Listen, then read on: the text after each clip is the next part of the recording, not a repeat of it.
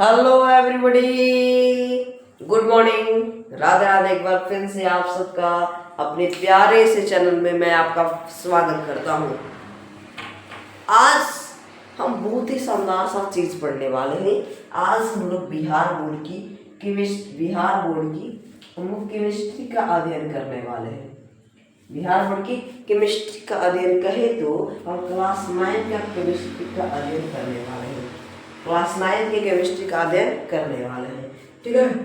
Class 9 की chemistry, तो सभी लोग इस क्लास में जुड़ जाएंगे। आज हम लोग चैप्टर नंबर 3 को लेके आया हूँ। मैं आज चैप्टर नंबर 3 को लेके आया हूँ, जिस चैप्टर का नाम है परमाणु एवं अणु, कहे तो atom and molecules. Atom and molecules, इसको इंग्लिश में आप कह सकते हो, ठीक है। ये जो चैप्टर जो है ना, ये आपके लिए बहुत ज़्यादा इम्पोर्टेंट है, ये इम्पोर्टेंट है, ठीक है। हाँ, और हम लोग बिल्कुल आसान भाषा में सीखेंगे, इसलिए मैंने लिखा कि आसान भाषा में सीखे, तो बिल्कुल आसान भाषा में। और आज जो है आपका चैप्टर नंबर 3 का 1 शॉट वीडियो होने वाला है, ठीक है। आप सब 1 शॉट वीडियो के लिए तैयार है ना? एक बार बता देंगे, चैप्टर नंबर 3 का 1 शॉट वीडियो के लिए तैयार है ना? जैसा कि मेरा थंबनेल के माध्यम से आपको पहले ही पता चल गया होगा। तो चलिए बिना देरी किए हुए हम चैप्टर नंबर 3 को स्टार्ट करते हैं, यानी कि आपके परमाणु एवं अणु है तो एटम एंड मॉलिक्यूल्स को स्टार्ट करते हैं। तो क्या आप सब रेडी हैं? एक बार बता देंगे। जी हाँ, बता देंगे, ठीक है। रेडी है ना? चलिए, तो मैं आपका टॉपिक लाता हूँ, ठीक है। चलो देखिए, बहुत ही शानदार सा मेरा फर्स्ट टॉपिक है। देखो कहता क्या है, इसके कहने पर बात पर ध्यान दो, ठीक है। देखो कहता है कि रासायनिक संयोग के नियम। क्या कह रहा है? रासायनिक संयोग के नियम। ये क्या है ये हमारा एक टॉपिक है। इसका पहला है कि द्रव्यमान, दो रासायनिक संयोग के नियम जो है वो कौन कौन सा नियम होता है? तो पहला नियम है द्रव्यमान संरक्षण, या तो आप उसे द्रव्यमान संरक्षण कहो या आप उसे द्रव्य की अविनाशिता, क्या कहो? द्रव्य की अविनाशिता का नियम कहो या द्रव्यमान संरक्षण का नियम कहो, बात बराबर है। तो पहला यही है। तो मैंने लिखा कि इस नियम के अनुसार द्रव्य अविनाशी है।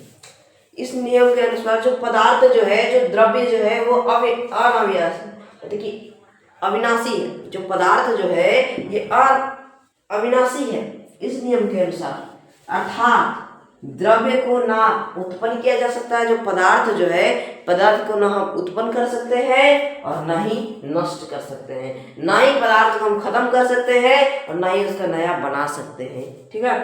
मतलब कि एक रूप से दूसरे रूप में रूपांतरण किया जा सकता है, लेकिन उसको ना बना सकते हैं और ना ही नष्ट किया जा सकता है। किसको? पदार्थ को। अब ये बात, या तो आप ये परिभाषा लिख लो या ये वाली परिभाषा लिखो, मैंने यहाँ लिखा, अथवा किसी रासायनिक अभिक्रिया, क्या है? किसी रासायनिक अभिक्रिया में अभिकारकों का कुल द्रव्यमान। कोई रासायनिक अभिक्रिया है, उसके अभिकारक यानी कि अभिकारक का कुल द्रव्यमान उत्पादों के कुल द्रव्यमान के बराबर होता है। क्या होता है? उत्पादों के कुल द्रव्यमान के बराबर होता है। मैं आपको एक एग्जाम्पल देता हूँ, उस एग्जाम्पल से समझोगे, ठीक है। बहुत शानदार सा एग्जाम्पल है, उस एग्जाम्पल से आप समझ लोगे, ठीक है। तो क्या आप सब रेडी हो? एक बार बता देंगे। देखो एग्जाम्पल दिखाता हूँ मैं, है ना। मैं एग्जाम्पल दिखाता हूँ, इसको स्क्रीनशॉट मान लो, आपके पास रहेगी एक, है ना। चलो देखिए, एक एग्जाम्पल है उसी में का, ठीक है। एक एग्जाम्पल लेता हूँ मैं, बड़ा ही शानदार सा एग्जाम्पल है, बड़ा ही अच्छा सा एग्जाम्पल है, ठीक है। देखो कहता है एग्जाम्पल, सर्वप्रथम एच के आकार का एक फ्लास्क लेकर, ठीक है। मैंने एक 2 एच के आकार का फ्लास्क लिया है। क्या लिया है? 2 एच के आकार का फ्लास्क को लिया है। क्या लिया है? फ्लास्क को लिया है, ठीक है। इसको कहते हैं फ्लास्क। एच के आकार का ये क्या है? फ्लास्क। उसमें एक और AgNO3, क्या है? AgNO3 कहने का मतलब सिल्वर नाइट्रेट। इसको क्या कहते हैं? सिल्वर नाइट्रेट कहते हैं, समझ गए। तथा दूसरी को KCl KCl कहने का मतलब पोटेशियम क्लोराइड। क्या? Potassium chloride. एक और लेते हैं, एक वैज्ञानिक थे, उन्होंने एक और लिया, क्या लिया? एक और फ्लास्क लिया। फ्लास्क जो है, 2 फ्लास्क है, तो पहला फ्लास्क में उन्होंने लिया, क्या लिया? AgNO3 यानी कि सिल्वर नाइट्रेट, और दूसरा में लिया पोटेशियम क्लोराइड यानी कि KCl का विलयन भरते हैं। क्या करते हैं इसमें? इस फ्लास्क में 2 विलयन भरते हैं। कौन कौन सा? सिल्वर नाइट्रेट का और पोटेशियम क्लोराइड का। अब कॉर्क से फ्लास्क को बंद कर देते हैं। ये देखो, ये जो ऊपर दिख रहा है ना, ये ऊपर डिजाइनिंग टाइप का, इस टाइप का,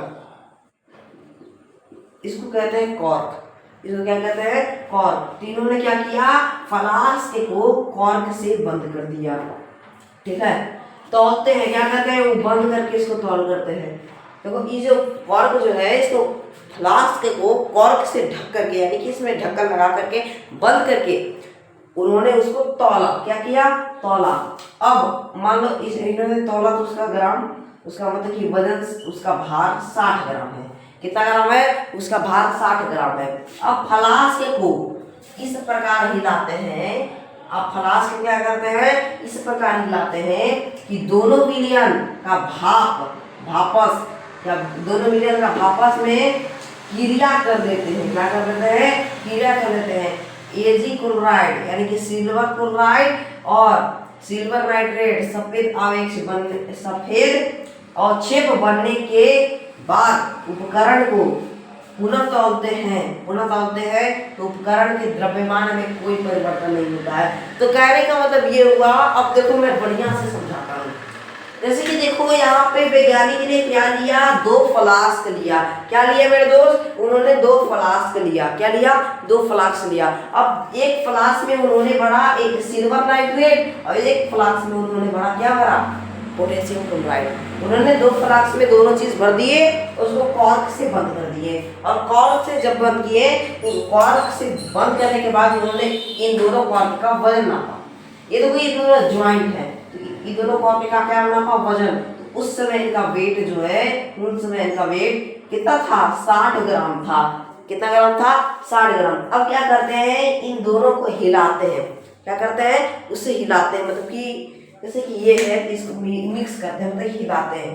क्या करते हैं? हिलाते हैं। तो दोनों में क्या बन जाता है? सफेद अवक्षेप बन जाता है। क्या बन जाता है? सफेद अवक्षेप बन जाता है। और जब सफेद अवक्षेप बनता है, क्या बनता है? सफेद अवक्षेप बनता है, तब इसका वजन करते हैं, यानी कि वेट नापते हैं, तो उसका वजन 60 ग्राम आता है। कितना ग्राम आता है? 60 ग्राम के आता है। तो वही लिखा हुआ है, उपकरण के द्रव्यमान में कोई परिवर्तन नहीं आता, यानी कि उपकरण के भार में, उपकरण के द्रव्यमान में कोई परिवर्तन नहीं आता है। उसमें कोई मतलब कि इधर उधर नहीं होता है, कमी नहीं होती है, परिवर्तन नहीं होती है। तो क्या आप सबको क्लियर है? जो मैंने आपको अभी पहला टॉपिक बताया, क्या आप सबको क्लियर है? एक बार बता देंगे, ठीक है?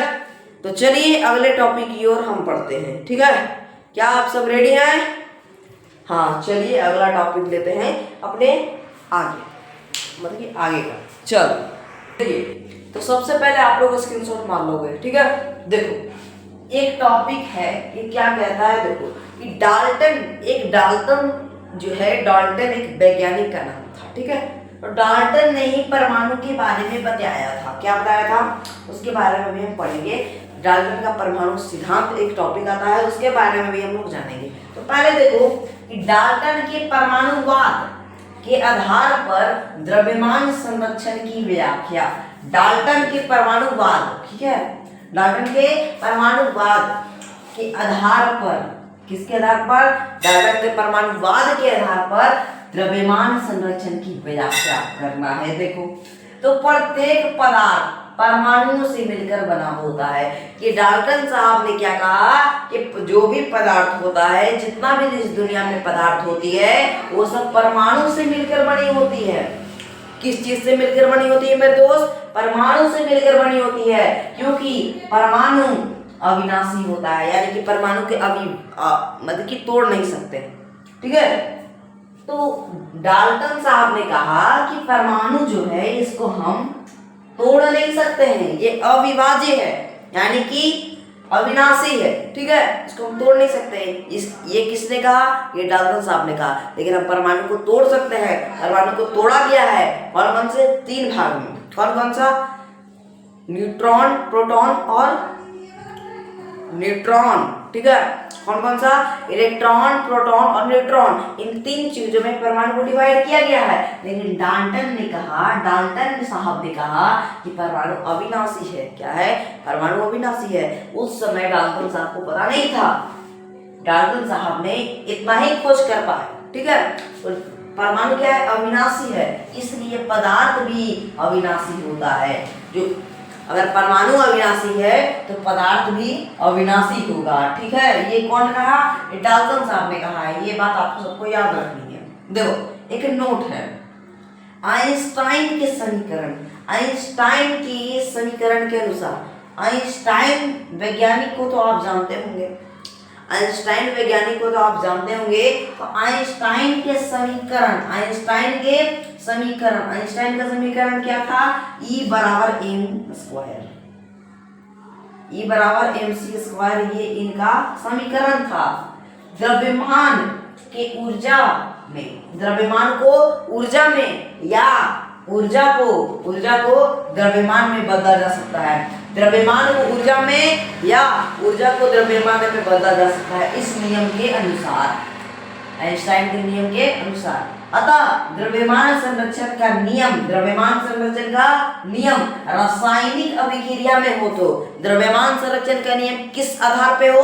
रासायनिक अभिक्रिया के आधार पे हो तो कार्य करता है। क्या करता है? कार्य करता है। परंतु नाभिकीय अभिक्रियाओं में कार्य नहीं करता है। जो नाभिक अभिक्रिया होती है, क्या होती है? जो नाभिक अभिक्रिया होती है उसमें ये काम नहीं करता है। तो कैसा लग रहा है आप सबको एक बार बता देंगे। और जो भी इस चैनल को, यानी कि जो इस वीडियो को, जो इस 1 शॉर्ट पार्ट को शेयर नहीं किए हैं वो शेयर भी कर देंगे और लाइक भी कर देंगे, ठीक है। तो चलिए अगला यानी कि दूसरे टॉपिक की ओर बढ़ते हैं, ठीक है। आप सब तैयार रहो, रेडी रहो, ठीक है। देखो बहुत ही शानदार सा, देखिए पहला स्क्रीनशॉट मार लो, है ना। देखो कहता है कि स्थिर अनुपात का नियम, क्या कह रहा है? स्थित अनुपात का नियम। दूसरा नियम स्थित अनुपात का नियम। किसी रासायनिक यौगिक को चाहे किसी भी विधि या स्रोत से प्राप्त किया, क्या किया जाए? विधि या स्रोत से प्राप्त किया जाए, उसमें उपस्थित तत्वों का द्रव्यमान अनुपात सदैव निश्चित या स्थिर होता है। उसका अनुपात क्या होता है? सदैव यानी हमेशा निश्चित या स्थिर रहता है। जैसे कि देखो एक एग्जांपल लेता हूँ, एक एग्जांपल लेता हूँ। H2O यानी कि जल कह दो। H2O का कहने का मतलब होता है जल। H2O को कहने का मतलब होता है जल, और आप इसका पूरा नाम बोल सकते हो हाइड्रोजन ऑक्साइड। क्या बोल सकते हो? Hydrogen oxide. सदैव H/O में, यानी कि हाइड्रोजन अनुपात ऑक्सीजन में रहेगा। H2O जो है वो हमेशा अनुपात हाइड्रोजन अनुपात ऑक्सीजन में रहेगा। H2O किस अनुपात में रहेगी? हमेशा हाइड्रोजन अनुपात कितना में? ऑक्सीजन में। अब देखो पानी में देखिए, जैसे कि कोई पानी है, क्या है? एक गिलास में एक पानी है, मान लो एक गिलास है और इसमें 9 भाग पानी है। क्या है? 9 पानी है। क्या है? 9 भाग पानी है। तो 9 भाग पानी है, तो 9 भाग पानी में 1 भाग हाइड्रोजन होगा और 8 भाग ऑक्सीजन होगा। 1 भाग क्या होगा? हाइड्रोजन होगा और 8 भाग ऑक्सीजन होगा। समझ गए? जैसे कि देखो एक पानी है, मैं एक बार फिर से समझा देता हूँ। पानी कहे तो जल, क्या? जल को इस अनुपात में बांटते हैं। और देखो एक गिलास में अगर 9 भाग पानी है तो 1 भाग हाइड्रोजन होगा और 8 भाग ऑक्सीजन होगा। अब देखो जैसे कि मान लो एक जल है, इसमें 18 भाग है। क्या है? 18 भाग। तो 2 भाग हाइड्रोजन होगा, 18 भाग इसमें पानी है तो 2 भाग हाइड्रोजन होगा और 16 भाग क्या होगा? ऑक्सीजन होगा। 16 भाग ऑक्सीजन होगा और 2 भाग हाइड्रोजन होगा। तो समझ गए? यही होता है स्थिर अनुपात का नियम। तो फटाफट एक बार और स्क्रीनशॉट मार लो, ठीक है। चलिए आगे बढ़ते हैं, ठीक है। अगला है डाल्टन का परमाणु सिद्धांत के नियम, ठीक है। चलो पहले आप इसका स्क्रीनशॉट मारो, है ना। चलो तो मैंने ये टॉपिक एक लिया है, क्या लिया है मेरे दोस्त, मैंने एक टॉपिक लिया है। देखो ध्यान से समझोगे तो आपको समझ में आने लगेगी, है ना। देखिए कहता है कि डाल्टन का परमाणु सिद्धांत, जो डाल्टन ने परमाणु सिद्धांत बनाया था, क्या बनाया था, डाल्टन वैज्ञानिक थे, उन्होंने किसका निर्माण किया था, परमाणु सिद्धांत का, ठीक है। तो उन्होंने क्या बताया कि पदार्थ को अगर हम तोड़ते हैं, कोई पदार्थ को, वो अणु बनता है, क्या बनता है, अणु, और अणु को हम तोड़ते हैं तो परमाणु बनता है। ये डाल्टन साहब ने क्या कहा था, जब हम पदार्थ को तोड़ते हैं तो अणु बनता है, और जब हम अणु को तोड़ते हैं तो परमाणु बनता है। और इन्होंने बताया कि परमाणु अविभाज्य है, क्या है, परमाणु अविभाज्य है, यानी कि परमाणु को हम अब तोड़ नहीं सकते हैं। और परमाणु का नाम इन्होंने एटम दिया, क्या दिया, एटॉम दिया। डाल्टन साहब ने परमाणु का नाम क्या दिया था, एटॉम दिया था। देखो एटॉम शब्द कहाँ से आया है, देखो ए को कहते हैं कैन नॉट, प्लस टॉम को कहते हैं कट, तो सोचो कैन नॉट कट को एटॉम कहते हैं, क्या कहते हैं, कैन नॉट कट को एटॉम कहते हैं। इसलिए उन्होंने परमाणु का इंग्लिश नेम एटॉम रखा, क्या रखा, एटॉम, कहे तो एटम रखा। देखो पहली बात डाल्टन के परमाणु सिद्धांत की पहली बात कि सभी द्रव परमाणु से बने होते हैं। जितना भी द्रव यानी कि जितना भी पदार्थ है वो परमाणु से मिलकर बना होता है। परमाणु अविभाज्य सूक्ष्म कण होता है, परमाणु को हम तोड़ नहीं सकते हैं, वो बहुत सूक्ष्म कण होता है, यानी कि इतना छोटा होता है कि परमाणु को अगर आप 1000 मतलब कि परमाणु 1000 कण को भी मिला दीजिएगा ना, परमाणु 1000 को भी मिला दीजिएगा, एक बड़का गोला बना दीजिएगा, तब पर भी आपके आंख से नहीं दिखाई देगा, इतना छोटा कण होता है परमाणु, समझ गए। देखो जो रासायनिक अभिक्रिया में न तो बनता है और न ही नष्ट होता है, यानी कि ये रासायनिक अभिक्रिया में नहीं बनता है, मतलब कि ना ही निर्माण होता है और ना ही उसको नष्ट किया जा सकता है, यानी खत्म किया जा सकता है। किसी एक ही तत्व के परमाणु गुणों से समान होते हैं, कोई एक ही तत्व के परमाणु गुणों से समान होते हैं, किससे समान होता है, गुण से समान होता है। भिन्न भिन्न तत्वों के परमाणु भिन्न भिन्न होते हैं, भिन्न भिन्न तत्वों के परमाणु कैसा होता है, भिन्न भिन्न तत्वों का परमाणु भिन्न भिन्न होता है, समझ गए। भिन्न भिन्न मतलब कि अलग अलग परमाणु का अलग अलग तत्व का जिसके तत्व हो गया हाइड्रोजन, हीलियम, लिथियम, ये सब क्या है, तत्व है। तो अलग अलग तत्व का परमाणु अलग अलग होता है, क्या होता है, अलग अलग होता है।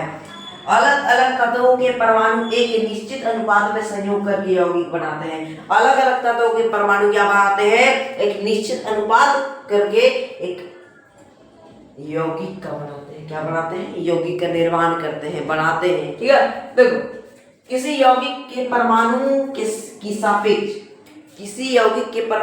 सापेक्ष संख्या एवं प्रकार निश्चित होता है। कोई यौगिक के परमाणु की सापेक्ष संख्या एवं प्रकार निश्चित होता है। तो क्या होता है, संख्या और प्रकार निश्चित होता है। तो क्या आप सबको डाल्टन का परमाणु नियम यानी कि डाल्टन का परमाणु सिद्धांत क्लियर है? एक बार बता दें कि आप सब क्लियर है, अच्छा लग रहा है। तो देखो अब हम लोग चलेंगे पाठगत का क्वेश्चन नंबर 1 की ओर। पाठगत क्वेश्चन नंबर 1 कहने का मतलब ये हुआ, ये एनसीईआरटी कौन सा बुक मेरे दोस्त, एनसीईआरटी बुक का पहला क्वेश्चन, पाठगत पहला क्वेश्चन, यानी कि पाठगत का पहला क्वेश्चन कहे तो एनसीईआरटी बुक का पहला क्वेश्चन, समझ गए? क्या आप सबको समझ में आ गया? बता देंगे एक बार। हाँ देखिए ये जो आप बुक देख रहे हैं यही आपकी कक्षा 9वीं की विज्ञान का बुक है, यानी कि एनसीईआरटी बुक है। तो इसी बुक के माध्यम से हम लोग पाठगत क्वेश्चन यानी कि इस बुक के जो पाठगत में क्वेश्चन जो है इसकी क्वेश्चन को भी हम लोग कवर करेंगे, यानी इसकी क्वेश्चन को भी हम लोग क्लियर करेंगे। तो चलिए बिना देरी किए हुए हम लोग क्वेश्चन नंबर 1 की ओर बढ़ते हैं। आप तैयार रहिए और देखिए मेरा वीडियो, ठीक है, सीखिए इस वीडियो से, क्योंकि केमिस्ट्री जो होता है केमिस्ट्री हार्ड नहीं होता है। अगर आप सबको हार्ड लगता है तो आपको हार्ड नहीं लगना चाहिए, ठीक है।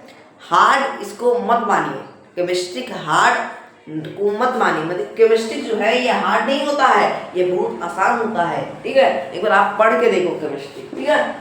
तो क्या आप सबको क्लियर है, एक बार बता देंगे। चलिए पाठगत क्वेश्चन की ओर बढ़ते हैं बिना देरी किए हुए, है ना। चलो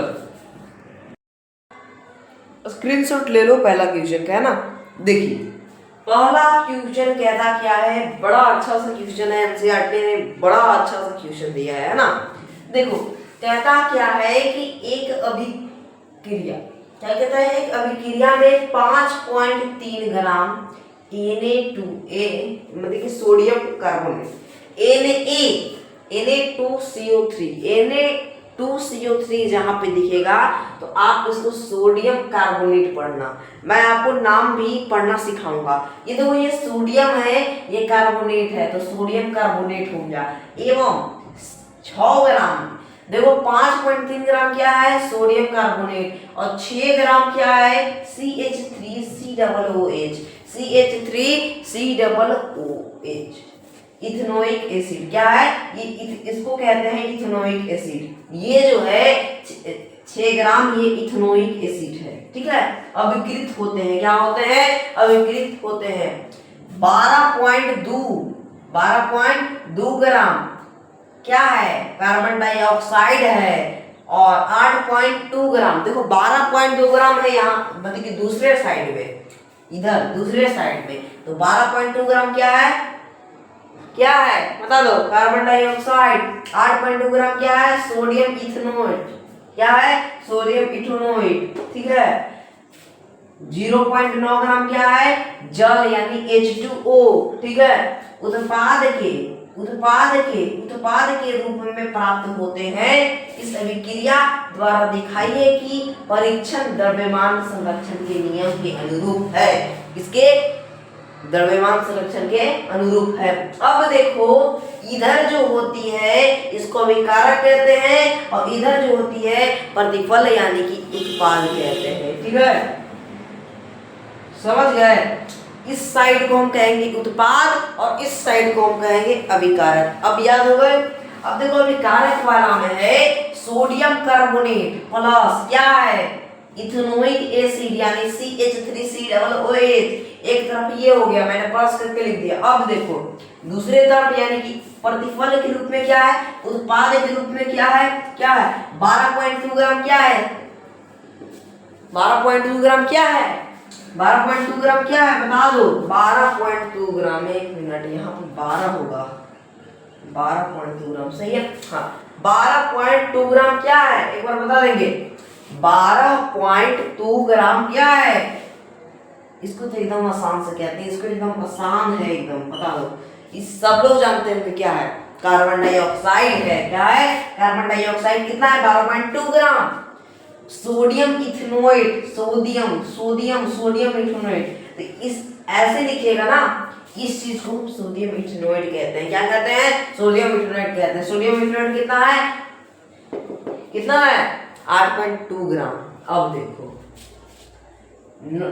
0.9 ग्राम क्या है, जल है। देखो H2O जहां लिखा हुआ रहेगा, क्या लिखा रहेगा, H2O जहां लिखा रहेगा, इसको आप जल कहना यानी पानी कहना, ठीक है। तो मैंने सबको लिख दिया। यहाँ पे जितना भी दिया हुआ है आपके क्वेश्चन में दिया गया है, सोडियम कार्बोनेट इतना है, इथेनोइक एसिड इतना है, ठीक है, ये सब जितना है सब मैंने लिख दिया। अब देखो 5.3 प्लस 6 ग्राम इक्वल टू हो जाएगा 11.3 ग्राम। अब देखो 12.2 gram plus 8.2 gram plus 0.9 gram equal to हो जाएगा 11.3 ग्राम।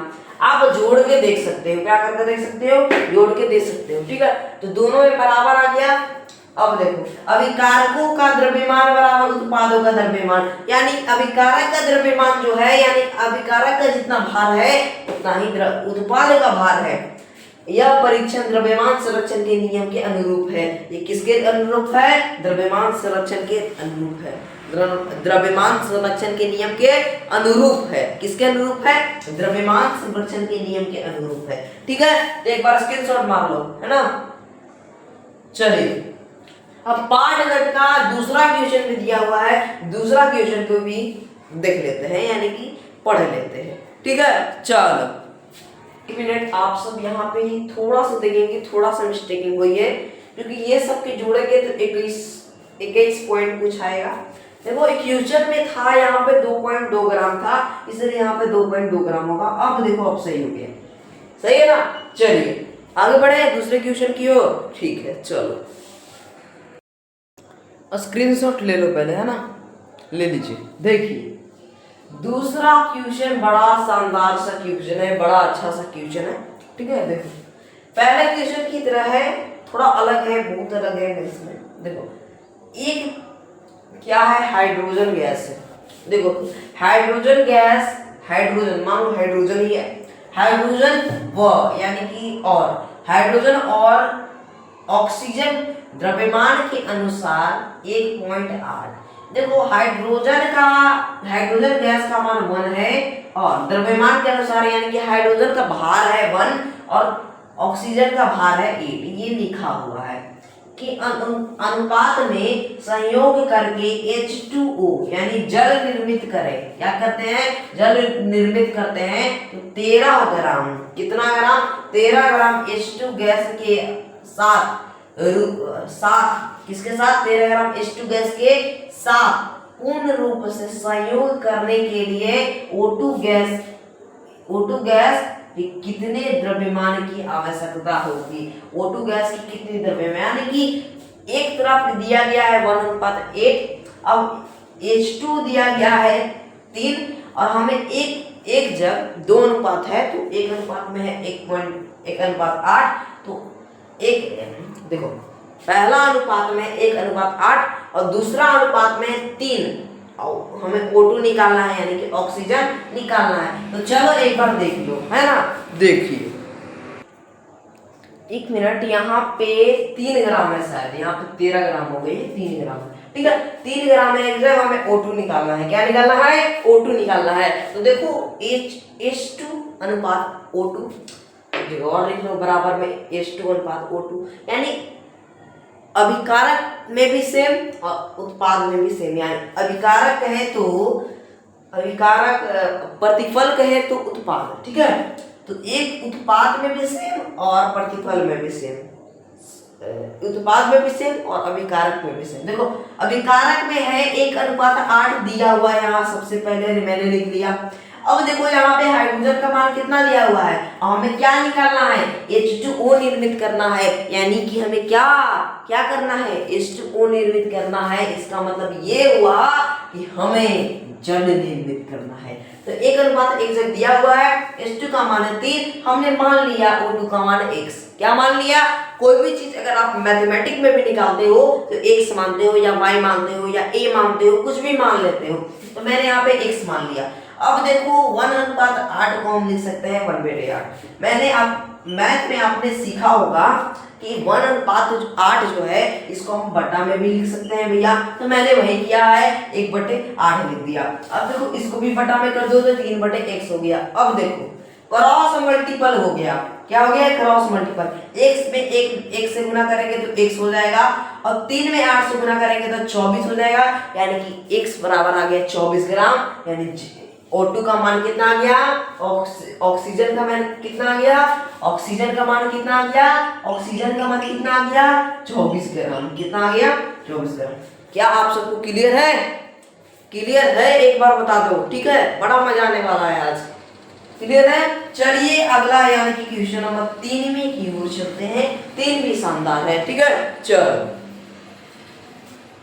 चलिए देखिए, बहुत ही शानदार सा क्वेश्चन है। नंबर 3 कहता है कि डाल्टन के परमाणु सिद्धांत, अभी मैंने डाल्टन के परमाणु सिद्धांत पढ़वाया पाठगत क्वेश्चन के पहले। क्या पढ़ाया?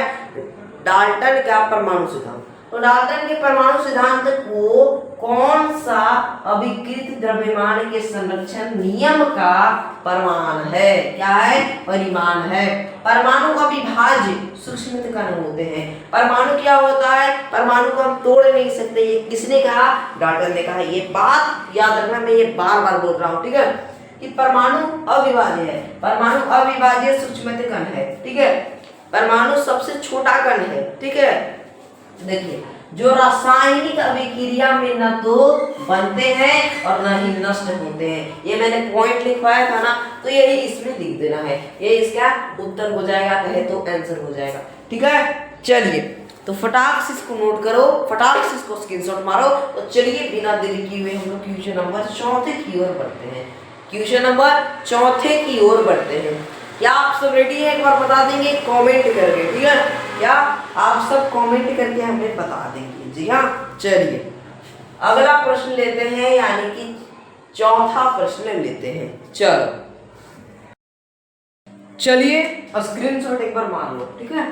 देखो, पाठगट का चौथा नंबर क्वेश्चन, यानी एनसीईआरटी बुक का चौथा नंबर क्वेश्चन। देखो क्या कहता है कि डाल्टन के परमाणु सिद्धांत का कौन सा अभिकृत निश्चित अनुपात के नियम, अभिकृत निश्चित अनुपात के नियम की व्याख्या करता है? किसका व्याख्या करता है? अभिकृत निश्चित अनुपात के नियम का व्याख्या करता है, ठीक है। तो उत्तर में लिखा गया कि भिन्न भिन्न तत्वों के परमाणु एक निश्चित अनुपात में संयोग करके यौगिक बनाते हैं। भिन्न भिन्न तत्वों के, यानी अलग अलग तत्वों के परमाणु, अलग अलग तत्वों के परमाणु एक निश्चित अनुपात में संयोग करके, एक निश्चित अनुपात में मिलावट करके, संयोग करके एक यौगिक का निर्माण करते हैं। क्या करते हैं? यौगिक का निर्माण करते हैं। यही डाल्टन का परमाणु सिद्धांत में अभिकृत निश्चित अनुपात के नियम की व्याख्या की थी, ठीक है। देखो अगला एक टॉपिक है कि सभी पदार्थों की रचनात्मक इकाई। सभी पदार्थों की रचनात्मक इकाई, सभी पदार्थों की रचनात्मक इकाई के परमाणु ही है।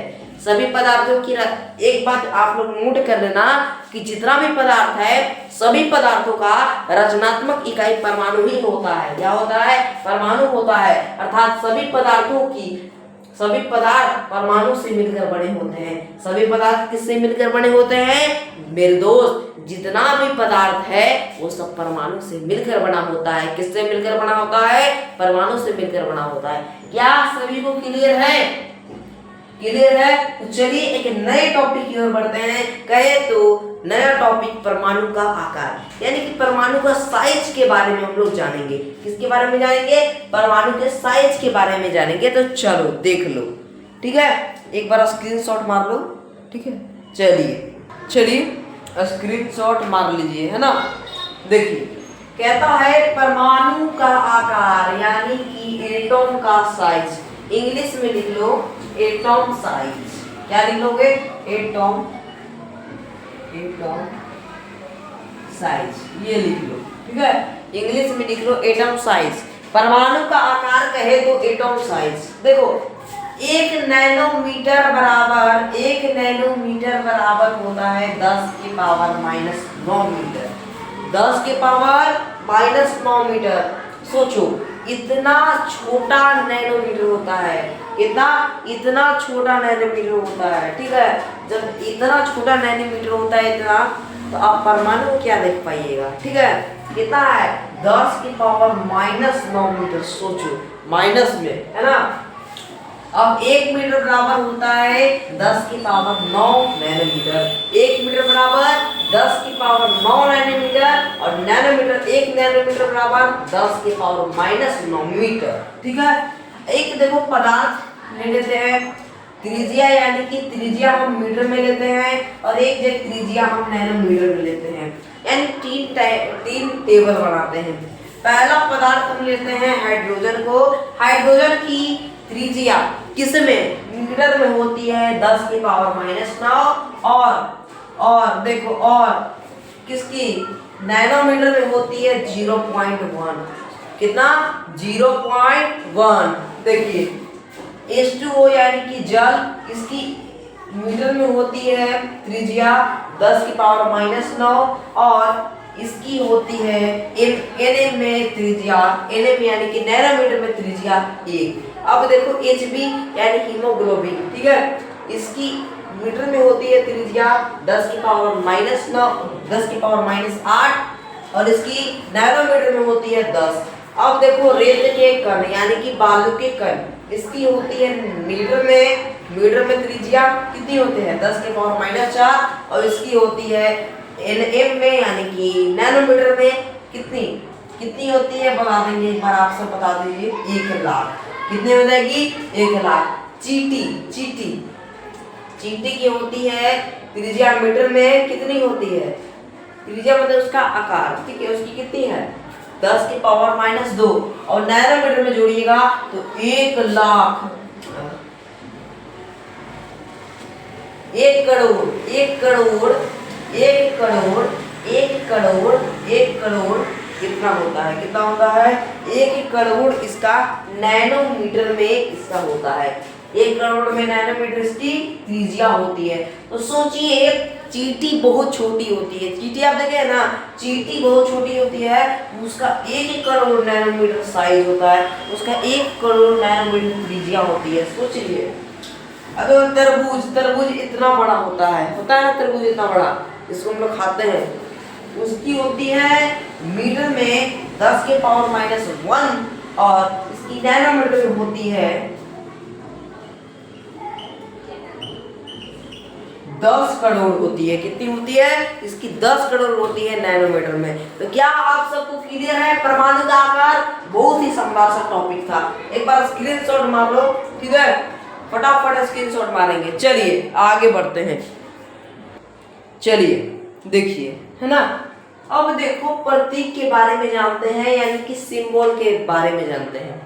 देखो सिंबल किसे कहते हैं, यानी कि प्रतीक। सिंबल मतलब जानते हैं ना कि छोटा सा कुछ नाम देना, नाम बड़का है, तत्व का नाम बड़का है, मान लो हीलियम है, क्या है, हीलियम ही है, तो हीलियम को इतना बड़ा लिखेंगे कि हीलियम, हीलियम, हीलियम, इतना बड़ा लिखेंगे हीलियम, ऐसे लिखेंगे, मतलब कि ऐसे लिखेंगे, नहीं लिखेंगे क्योंकि हमें बहुत टाइम लग जाएगा इसको लिखने में। अब परीक्षा में मान लो 10 मिनट में हमें 118 तत्व के नाम लिखना है। अब वो बोल रहा है कि जैसे लिखना है वैसे लिखो, 10 मिनट में लिखना है तुमको, क्या लिखना है 10 मिनट में लिखना है। अब तुमको जैसे लिखना है वैसे लिखो 118 तत्व के नाम। आप लिख लीजिएगा, नहीं लिखिएगा तो कुल तत्वों की संख्या अभी तक 118 है। कितना है 118, ये बात आप याद रखिएगा, आपका 10 में भी काम देगा, ठीक है। देखो हीलियम है तो हीलियम को ऐसे लिख देंगे तो काम नहीं बन जाएगा कि हीलियम है। वो बोल रहा है कि संकेत लियो, चाहे आप संकेत लिखो चाहे कुछ लिखो, तो जल्दीबाजी में लिखना है तो संकेत तो कुछ देना पड़ेगा, तो उसी को सिंबल कहते हैं, यानी प्रतीक कहते हैं। तो किसी तत्व के पूरे नाम को प्रदर्शित करने के लिए जिस संकेत का प्रयोग किया जाता है उसे प्रतीक कहते हैं। यानी कि कोई तत्व है जैसे कि हाइड्रोजन है, हाइड्रोजन के पूरे नाम को प्रदर्शित करने के लिए हम H नाम रख दिए, तो यही काफी है। हाइड्रोजन को H नाम रखने के लिए, मान लो कि हाइड्रोजन लिखना है तो आप H भी लिख दीजिएगा ना, तो काम चल जाएगा। क्या चल जाएगा? काम चल जाएगा। पूरा लिखने की नहीं जरूरत है, पूरा लिखने की जरूरत नहीं है। हाइड्रोजन ऐसे लिखिएगा पूरा, बोल रहा है हाइड्रोजन, बोल रहा है हीलियम, बोल रहा है लिथियम, बोल रहा है बेरिलियम, तो ऐसे फटाफट लिखना होगा ना। ये लिखिएगा हाइड्रोजन, हीलियम, एकदम धीरे धीरे बोलिएगा, कि धीरे धीरे बोलिए, आप ऐसे बोल पाइएगा। लेकिन संकेत को हम प्रदर्शित करने के लिए, जैसे कि कोई हमारे पास तत्व है, उस तत्व को छोटे से नाम को प्रदर्शित करने के लिए हम लोग करते हैं संकेत का प्रयोग। किसका प्रयोग करते हैं? संकेत का प्रयोग करते हैं। तो क्या आपको प्रतीक क्लियर है? अगर आपसे कोई प्रतीक पूछता है, प्रतीक के बारे में पूछता है, सिंबल के बारे में पूछता है कि भैया सिंबल कहते किसे हैं, तो आप बता दोगे? क्या आप बता दोगे? चलिए तो अच्छी बात है, एक बार स्क्रीनशॉट मार लो। चलिए देखिए, यूनानी कीमिगारियों द्वारा प्रस्तुत प्रतीक। एक बात बताते हैं कि केमिस्ट्री का शुरुआत जो हुआ था वो यूनान देश से हुआ था। कौन देश से हुआ था? यूनान देश से केमिस्ट्री का शुरुआत हुआ था। किसका? केमिस्ट्री का। कीमिगारियों को कीमी गागारियों को हम लोग केमिस्ट्रिक कहते हैं। क्या कहते हैं? केमिस्ट्रिक। तो यूनानी केमिस्ट्रिक द्वारा प्रस्तुत प्रतीक। देखिए यूनान के लोग ने पहले लोहा कहे तो Fe का संकेत उन्होंने ऐसे दिया। एक अंडा लिया, मान लो कुछ गोला का आकार लिया और लोहे के ऊपर ऐसे कर दिया, तो इसको उन लोग लोहा कहते थे। क्या कहते थे? लोहा। इस संकेत को उन लोग लोहा कहते थे। देखो पारा क्या है मेरे दोस्त? पारा। उन्होंने पारा को एक गोला के ऊपर ऐसे उन्होंने पारा यानी कि मरकरी जो झालर होता है ना, तो उन्होंने इसको ऐसे बताया। अब देखो सोना को एक बड़ा अंडा यानी इस टाइप का सोना बताया। ठीक है। चांदी को उन्होंने जब चांद जैसा बनाया। चांद होता है ना, चांद देखो पूरा गोल ही नहीं होता है, चांद कभी छोटा बड़ा होते रहता है ना, तो चांद जैसा उन्होंने बनाया। अब देखो तांबा को उन्होंने ऐसे बनाया, इसको तांबा के हम लोग ने संकेत दिया। ठीक है। देखो गंधक यानी सल्फर एस, उन्होंने त्रिभुज और प्लस इसको ऐसे बनाया। अब देखो टीन यानी कि टीन को उन्होंने ऐसे बना दिया। ठीक है, टीन है ये, टीन ऐसे बनाया। अब देखो लेड यानी पीबी। ठीक है, लेड यानी कि पीबी। ठीक है, लेड यानी कि पीबी, उन्होंने इसको ऐसे बनाया, चांद के ऊपर प्लस लगा दिया, उन्होंने इसको लेड दिया। ठीक है। तो यूनान के देश ने इतने चीजों को इन ये सब जो देख रहे हैं ना कि FEHG, ये यूनान देश में नहीं किया जाता है। ठीक है। तो उन्होंने अपने लिए समझने लिए यूनान के केमिस्ट्रिक जो वैज्ञानिक जो थे, उन्होंने समझने के लिए ये सब उन्होंने संकेत दिया। क्या दिया? संकेत दिया। तो ये पूछे जाते हैं यूनानी कीमियागियों द्वारा प्रस्तुत प्रतीक लिखे। क्या ये पूछे जाते हैं? तो आपको लिखना पड़ता है, तो स्क्रीनशॉट मार लो एक बार। ठीक है, चलिए, है ना। चलो आगे बढ़ते हैं। चलो देखो, जैसा कि यूनान देश वाले जो केमिस्ट्रिक वैज्ञानिक थे, यानी कि जो केमिस्ट्रिक के जो वैज्ञानिक थे, तो उन्होंने ये जैसा सिंबल दिया था, उन्होंने अपना जैसा सिंबल दिया था अपना पहचानने के लिए, तो डाल्टन ने भी कहा ठीक है, डाल्टन ने भी कहा, क्या कहा डाल्टन ने? कि यूनान देश वालों ने अपने लिए अपने मतलब कि खोज करने के लिए संकेत दिया, तो मैं भी कुछ संकेत ऐसा देता हूँ। तो ये इतना जो आपको दिख रहा है, इतना उन्होंने संकेत दिया। देखो हाइड्रोजन को उन्होंने क्या किया?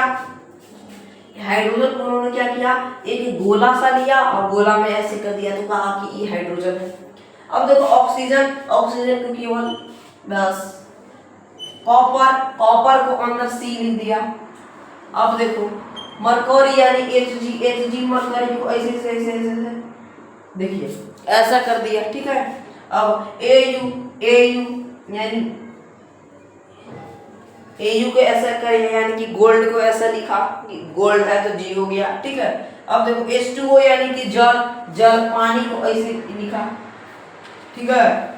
कार्बन को कुछ इस टाइप से अब ऐसे कर दी कार्बन। अब देखो आगे फॉस्फेट, इसको गाड़ी का जो हैंडल होता है ना, गाड़ी का होता है ना, तो गाड़ी का हैंडल उस टाइप से कर दिया। नाइट्रोजन के ऐसे, सल्फर को ऐसे, पीबी लेड को ऐसे एल लगा दिया। ठीक है, लेड है तो एल लगा दिया। अब देखो लोहा को ऐसे किया, आई लिख दिया, बीच में आयरन होता है। अब देखो सिल्वर यानी Ag को ऐसे लिखा, NH3 को इस टाइप से संकेत दिया।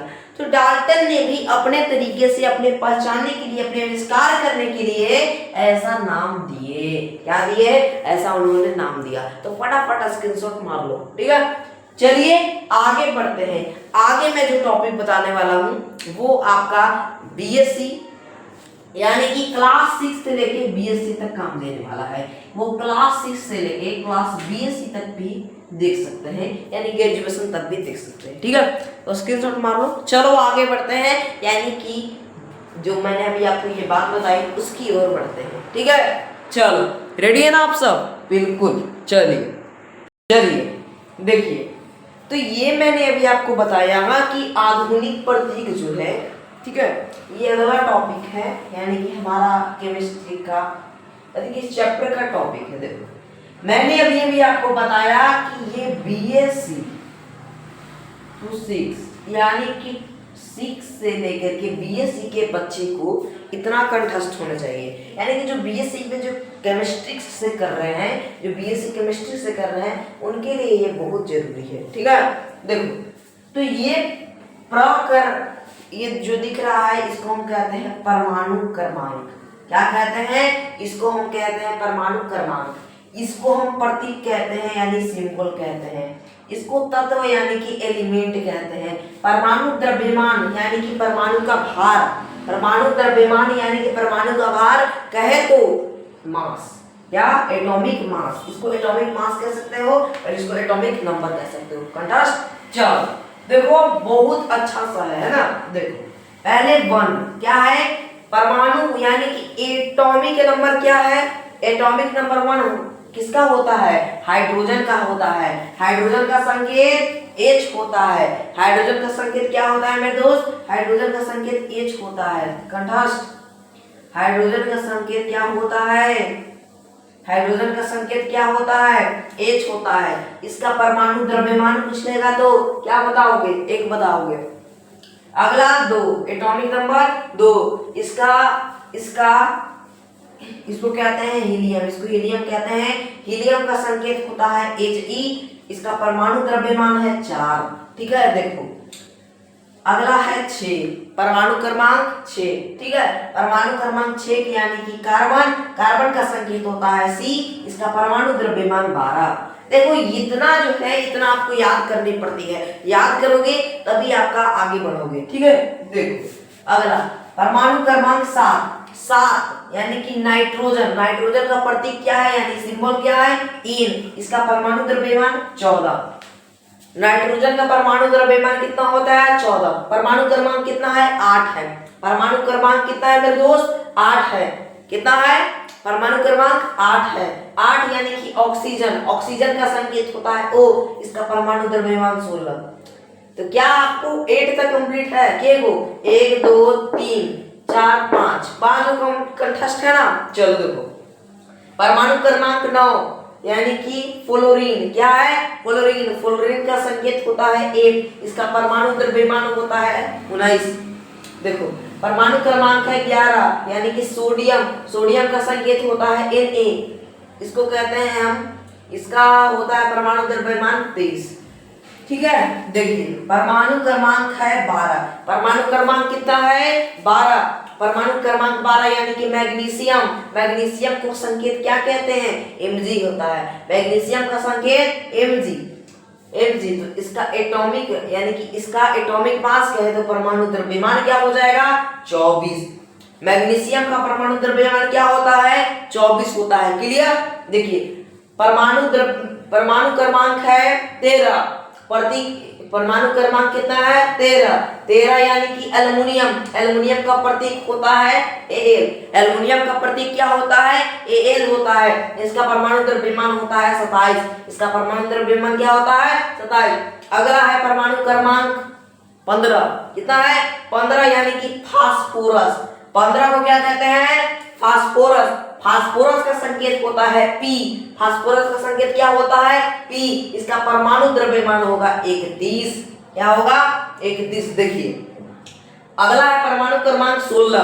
कितना है? परमाणु क्रमांक कितना है मेरे दोस्त? 16। इसका परमाणु क्रमांक 16 मतलब कि सल्फर। परमाणु क्रमांक 16 मतलब कि क्या हो गया? सल्फर। और सल्फर का प्रतीक यानी कि सिंबल S होता है। इसका परमाणु द्रव्यमान 32 होता है। क्या होता है? 32। अगला परमाणु क्रमांक 17 यानी कि क्लोरीन। क्या होता है? क्लोरीन। और क्लोरीन का प्रतीक यानी कि सिंबल होता है Cl, और इसका परमाणु द्रव्यमान क्या होता है? 13.5। इसका परमाणु द्रव्यमान क्या होता है? 13.5। चलिए क्लियर है? देखिए अब यहाँ पे परमाणु द्रव्यमान, प्रतीक, तत्व और परमाणु द्रव्यमान, यहाँ परमाणु क्रमांक है। ठीक है, देखिए इधर भी देख लो। चलो इसका परमाणु क्रमांक कितना है? 19। 19 यानी कि पोटेशियम। 19 को क्या कहते हैं? पोटेशियम। और पोटेशियम का प्रतीक होता है के। इसका परमाणु द्रव्यमान होता है 39। इसका परमाणु द्रव्यमान क्या होता है? 39। अगला देखिए, इसका परमाणु क्रमांक कितना है? 20। परमाणु क्रमांक 20 यानी कि कैल्शियम।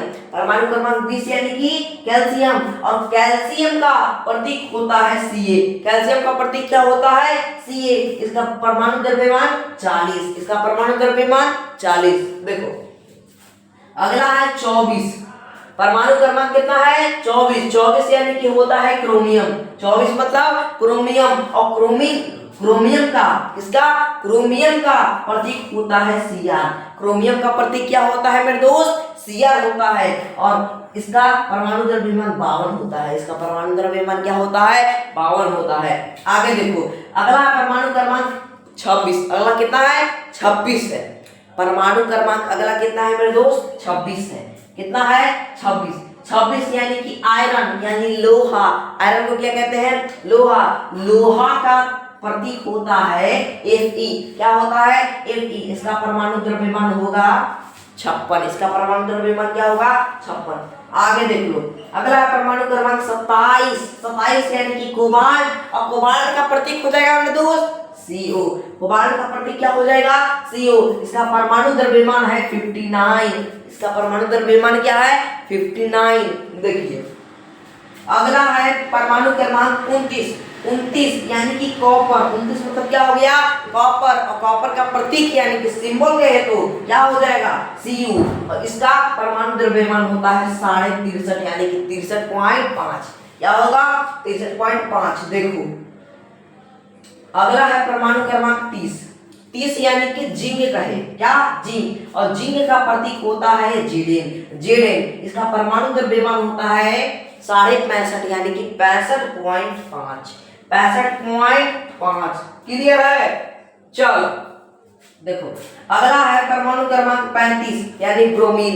35 मतलब क्या होता है? ब्रोमीन। और ब्रोमीन का प्रतीक यानी सिंबल Br होता है। क्या होता है? Br। इसका परमाणु द्रव्यमान होता है 80। ब्रोमीन का परमाणु द्रव्यमान क्या होता है? 80।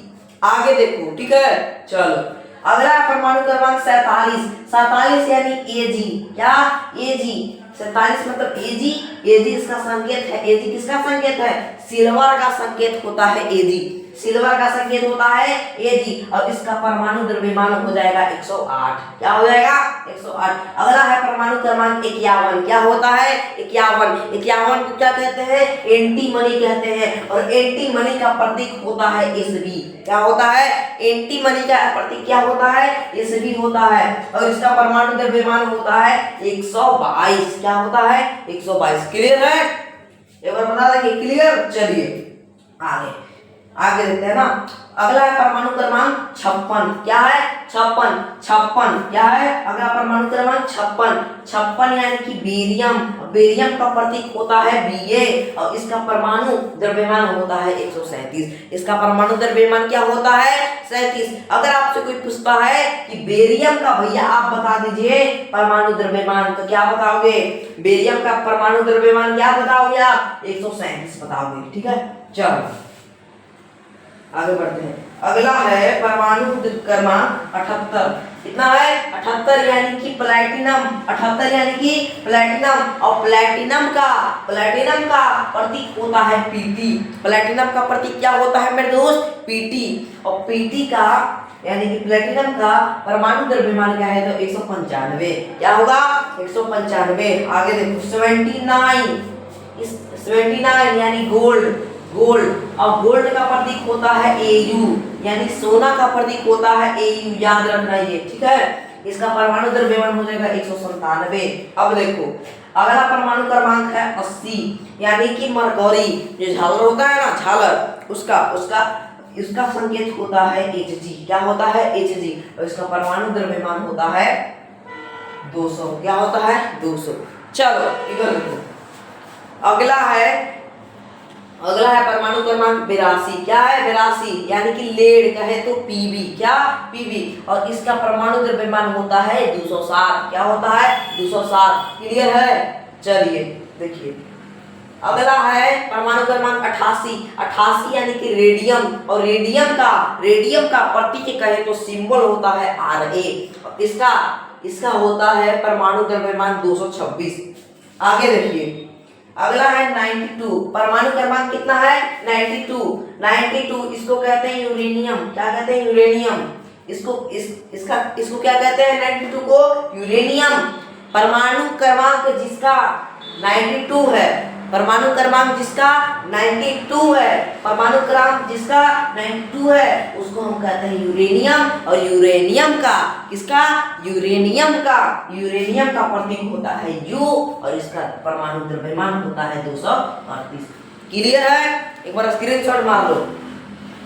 देखो ये जो चीजें हैं, ये जो मैंने अभी आपको बताया, ठीक है, ये जो बताया ये आपको काम देने वाले हैं, ठीक है, इंग्लिश मीडियम वाले के लिए भी और हिंदी मीडियम वाले के भी, ठीक है। एक बार स्क्रीनशॉट मारो फिर से, जो अभी तक स्क्रीनशॉट नहीं मारे, ठीक है।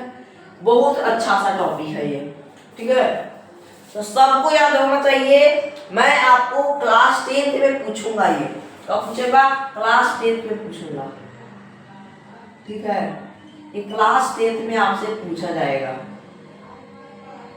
इसको याद रखना, ठीक है। क्लास 10th में मैं पूछूंगा, जब क्लास 10th का केमिस्ट्री स्टार्ट करूंगा ना, वो पूछूंगा इसमें, ठीक है, याद रखना, है ना। स्क्रीनशॉट मार लो एक बार, और मैं बोल रहा हूँ स्क्रीनशॉट मार लो। चलो आगे बढ़ते हैं ना, चलिए आगे बढ़ते हैं, पहले स्क्रीनशॉट मार लो, है ना। ये देखिए बहुत ही शानदार सा टॉपिक है, यानी कि आपका नेक्स्ट टॉपिक है, ठीक है। देखिए कहता क्या है कि परमाणु द्रव्यमान, क्या कह रहा है कि परमाणु द्रव्यमान या परमाणु भार। देखो परमाणु द्रव्यमान को ही हम परमाणु भार कहते हैं, यानी कि जो परमाणु है, एक परमाणु को हम भार यानी कि तौलते हैं, तो उसी को हम परमाणु द्रव्यमान कहते हैं। क्या कहते हैं? परमाणु द्रव्यमान कहते हैं।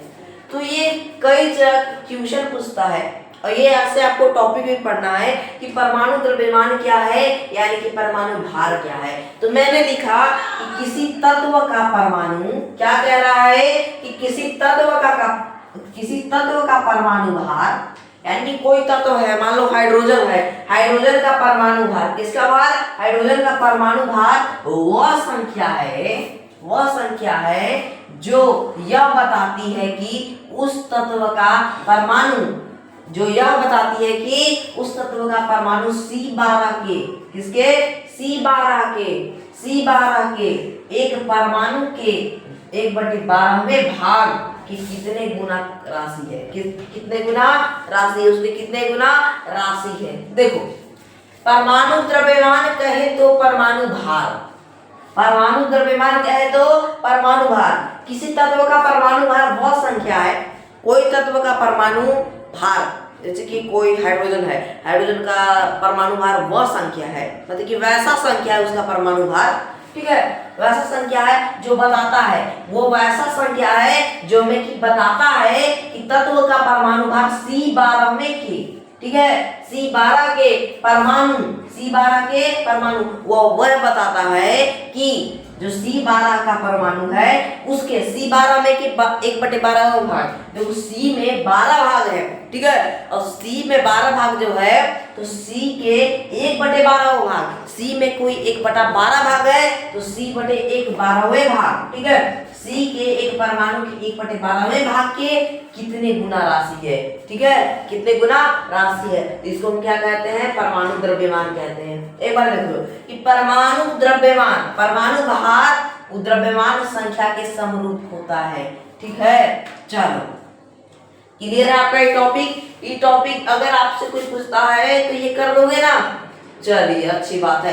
अगला है कि परमाणु द्रव्यमान, या इंग्लिश में कहो ग्राम एटॉमिक मास, देखो ग्राम परमाणु द्रव्यमान कहे तो ग्राम एटॉमिक मास, ठीक है, देखो ग्राम परमाणु द्रव्यमान, ठीक है, परमाणु द्रव्यमान मतलब क्या होता है? एटॉमिक मास होता है, तो ग्राम एटॉमिक मास इसको इंग्लिश में कहेंगे। अब देखो किसी तत्व के परमाणु भार को, कोई तत्व का परमाणु भार के G ग्राम, ठीक है, G ग्राम ग्राम मीटर, यदि ग्राम मीटर में व्यक्त किया जाए, किसमें व्यक्त किया जाए, ग्राम मीटर में व्यक्त किया जाए, तो उस परमाणु द्रव्यमान कहते हैं। उसे क्या कहते हैं, उसे हम परमाणु द्रव्यमान कहते हैं। ठीक है, कोई तत्व का परमाणु है, क्या है, बढ़िया से समझोगे तो समझ में आएगा कि कोई तत्व का परमाणु है, उसके भार यदि जी मीटर है, उसका भार कितना है, ग्राम मीटर है। ग्राम, कोई तत्व का परमाणु भार इतना आया, मान लो कुछ आया है, ठीक है, कोई तत्व का परमाणु मान लो 7 आया है, ठीक है, मान लेते हैं 7 आया है। अब इस 7 को हम जी ग्राम यानी कि ग्राम मीटर में व्यक्त करना है। इस 7 को क्या करना है, ग्राम मीटर में व्यक्त किया जाए तो उसे हम क्या कहते हैं, परमाणु भार कहते हैं, परमाणु द्रव्यमान कहते हैं। एग्जाम्पल में देख लो, ऑक्सीजन का परमाणु द्रव्यमान कितना होता है, 16। ऑक्सीजन का परमाणु द्रव्यमान कितना होता है, 16। ये क्या है, ग्राम परमाणु द्रव्यमान यानी कि कहे तो ग्राम एटॉमिक मास। ठीक है, चलो स्क्रीनशॉट मारो। चलिए आगे बढ़ते हैं, यानी कि अपने नेक्स्ट टॉपिक की ओर बढ़ते हैं। अगला टॉपिक है एनसीईआरटी के 5वें क्वेश्चन, एनसीईआरटी का 5वां क्वेश्चन। चलिए देख ले, चलो चलिए देखिए, एक बार स्क्रीनशॉट पहले मार लो, है ना। देखो 5वां क्वेश्चन यानी कि एनसीईआरटी का 5वां क्वेश्चन क्या कहता है कि परमाणु द्रव्यमान की इकाई को परिभाषित करें। परमाणु द्रव्यमान की जो इकाई है उसकी परिभाषित करनी है, यानी कि उसकी परिभाषा लिखनी है। देखो C12 के समस्थानिक के एक परमाणु के द्रव्यमान को एक परमाणु के द्रव्यमान के 1/12वें भाग 1/12वें भाग को मानक परमाणु द्रव्यमान इकाई कहते हैं। 1/12वें भाग को क्या कहते हैं, मानक परमाणु द्रव्यमान इकाई कहते हैं। क्लियर है, क्वेश्चन का आंसर क्लियर है। चलो अगला क्वेश्चन कहे तो छठा क्वेश्चन कहता है कि एक परमाणु को, किसको, एक परमाणु को आंखों से देखना क्यों संभव नहीं है। ये कैसा सवाल है यार, एक परमाणु है उसको हम आंख से कैसे देख सकते हैं, तो वही कह रहा है कि आंखों से देखना क्यों संभव नहीं है, क्योंकि परमाणु का आकार बहुत छोटा होता है। परमाणु का बहुत बहुत बहुत छोटा आता है आकार, जिसकी त्रिज्या कितनी होती है, जिसकी त्रिज्या कितनी होती है 10 की पावर माइनस मीटर, -10 मीटर, 10 की पावर -10 मीटर। सोच रहे हो कितना छोटा, आंख से नहीं दिखाई देगा इसीलिए, ठीक है, होता है इसलिए हमें आंख से नहीं दिखाई देती है। अगला टॉपिक है अणु। देखो अभी तक हमने परमाणु के बारे में क्लियर कर लिया, अभी और थोड़ा थोड़ा होगा परमाणु के बारे में, लेकिन अभी तक हमने परमाणु के बारे में क्लियर कर लिया, और होगा थोड़ा बहुत। तो अब देखो अगला है अणु, यानी कि मॉलिक्यूल। क्या है, मॉलिक्यूल।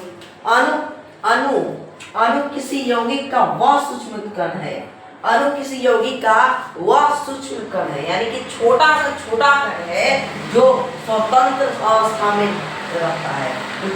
कैसा अवस्था में रहता है, वो स्वतंत्र अवस्था में रहता है।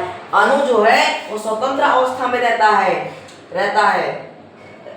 रह सकता है तथा जो यौगिक के, किसको, जो यौगिक के सभी गुणों को प्रदर्शित करता है, जो यौगिक के सभी गुणों को प्रदर्शित करता है उसे हम कहेंगे अणु। इतना बस बोल दो कि जो यौगिक के सभी गुणों को प्रदर्शित करता है उसे हम अणु कहते हैं। अगर इतना भी बोलोगे तो आपके लिए चल जाएगा। इसका एग्जांपल है H2O, ये अणु है। कार्बन डाइऑक्साइड अणु है। H2SO4 यानी कि हाइड्रोजन सल्फेट, इसको हम अम्ल में तोड़ेंगे। हाइड्रोजन सल्फेट एक अम्ल है, इसको हम कहते हैं सल्फ्यूरिक अम्ल। ठीक है, ये सब क्या है, ये सब अणु है, यानी कि मॉलिक्यूल है। तो क्लियर है मेरे दोस्त, एक बार आप सब बता देंगे क्लियर है क्या आप सबसे, क्या आपको इतना बात क्लियर हो गया। चलिए यानी कि अपने नेक्स्ट टॉपिक की ओर बढ़ते हैं, अगले टॉपिक की ओर बढ़ते हैं। क्या आप सब रेडी हैं, क्या आप सब रेडी हैं, एक बार बता दो रेडी हैं। चलिए आगे बढ़ते हैं, है ना। चलो देखिए, अभी हमने आपको अणु के बारे में बताया, यानी कि मॉलिक्यूल्स के बारे में बताया। एक बार स्क्रीनशॉट ले लो, फिर तो मिटक जाएगी।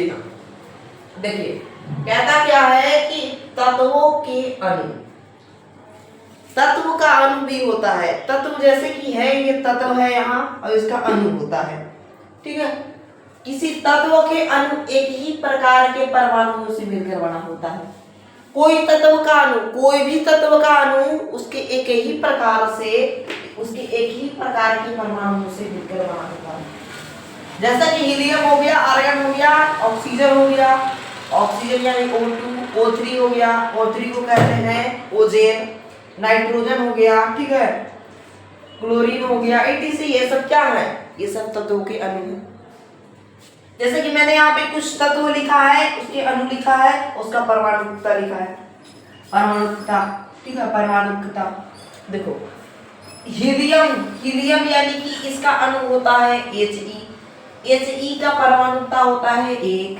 आर्गन यानी Ar होता है अणु, इसका परमाणुकता होता है 1, दोनों का सेम। अब देखो ऑक्सीजन यानी O, देखो ऑक्सीजन का होता है O2, और O2 क्या होता है? अणु होता है। आप कहीं पे ऑक्सीजन को O नहीं लिख दीजिएगा, ऑक्सीजन को O नहीं लिख दीजिएगा, O इसका संकेत होता है। क्या होता है? संकेत। O इसका अणु नहीं होता है, इसका अणु O2 होता है। समझ गए? चलो देखो अगला है हाइड्रोजन। हाइड्रोजन यानी H2 लिखना है, इसका परमाणुकता होता है 2, दोनों का 2 होता है। देखो आगे नाइट्रोजन को N2 लिखते हैं, इसका होता है 2।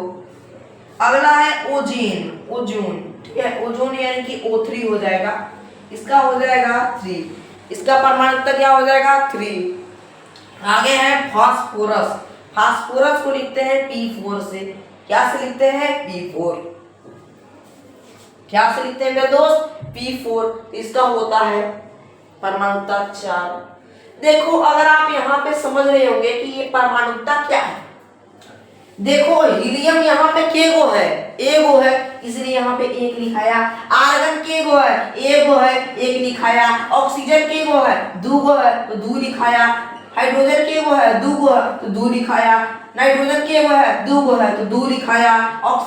ओजोन के गो है? ओजोन है, ओजोन में के गो है? ऑक्सीजन, ओजोन में ऑक्सीजन के गो है? 3 गो है, इसलिए लिखाया 3। देखो फास्फोरस में P के गो है? 4 गो, इसलिए यहाँ पे 4 दिखाया। समझ गए कि परमाणुकता क्या कहते हैं, परमाणुकता किसे कहते हैं? समझ गए? सभी को अंडरस्टैंड हो गया? चलिए आगे बढ़ते हैं। स्क्रीनशॉट मार लो एक बार। चलिए एक बार स्क्रीनशॉट मार लीजिए, है ना। देखिए बड़ा ही शानदार सा टॉपिक है आपका। देखिए क्या कहता है? आयन। देखो आयन क्या टॉपिक है? आयन को इंग्लिश में आयन्स कह सकते हैं। आवेशित कणों को आयन कहते हैं। जो आवेशित कण होता है उसे हम आयन कहते हैं। धन आवेशित कणों को धन आयन कहते हैं, और ऋण आवेशित कणों को ऋण आयन कहते हैं। अब समझो, एग्जाम्पल के द्वारा आप समझ सकते हो। जैसे देखो एग्जाम्पल में है सोडियम क्लोराइड यानी कि NaCl। एग्जाम्पल में क्या है मेरे दोस्त? NaCl यानी कि सोडियम क्लोराइड। यहाँ जो आप सोडियम देख रहे हैं ना, ये सोडियम धन आयन है और क्लोरीन ऋण आयन है। यहाँ लिखा हुआ है सोडियम धन आयन और क्लोरीन ऋण आयन। अब कहिएगा कि सोडियम इसमें धन आयन कैसे हो गया और क्लोरीन ऋण आयन कैसे हो गया? इसके बारे में मैं अभी आपको पढ़ाने वाला हूँ, और उसको आपको याद करना होगा। क्या करना होगा? याद करना होगा, ठीक है। चलिए देखिए बहुपरमाणुक आयन, ठीक है। इन आयनों में एक से अधिक परमाणु उपस्थित होते हैं। इन आयनों में एक से ज्यादा परमाणु उपस्थित होता है, जैसे कि OH पे ऋण आयन, अमोनियम प्लस आयन। ये सब क्या है? ये सब जितना है ये सब अभी आपको नहीं पढ़ना है, तो फिर भी ये सब क्या है? ये सब बहुपरमाणुक आयन है। ये क्या है? बहुपरमाणुक आयन है, ठीक है। इतना बात क्लियर है? बहुपरमाणु के बारे में जानना था तो मैंने आपको बता दिया। अभी इस सब के बारे में नहीं जानना है, ठीक है। चलिए नोट कर लो, आगे बढ़े। चलिए देखिए एक बात आप लोग नोट कर देना कि संयोजकता मतलब वैलेंसी होता है। संयोजकता मतलब क्या होता है मेरे दोस्त? वैलेंसी होता है। देखो एक संयोजकता वाले धन आयन ये सब आपको याद करना है, जितना यहाँ पे लिखा हुआ है सब आपको याद करना है। अभी मैं समझाता हूँ, समझ के फिर याद कर लेना। ओके, देखो कहने का मतलब ये हुआ कि एक संयोजकता वाले धन आयन, समझ रहे हो, जिसका वैलेंसी 1, देखो संयोजकता मतलब मान लेना, देखो संयोजकता मतलब क्या होता है, वैलेंसी। अभी अभी मैंने बताया कि संयोजकता मतलब वैलेंसी होता है, संयोजकता मतलब वैलेंसी, ठीक है। संयोजकता मतलब क्या होता है मेरे दोस्त, वैलेंसी।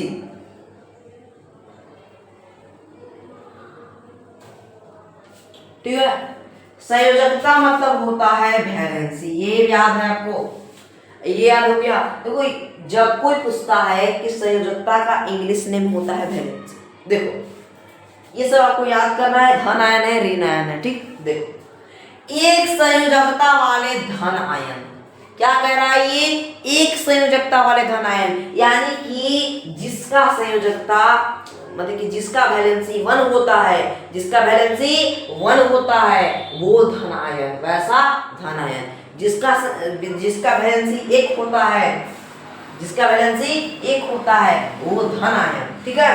देखो मतलब कि धन आयन, ठीक है, ये धन आयन में जिसका वैलेंसी 1 होता है उसके बारे में यहाँ पे लिखा गया है।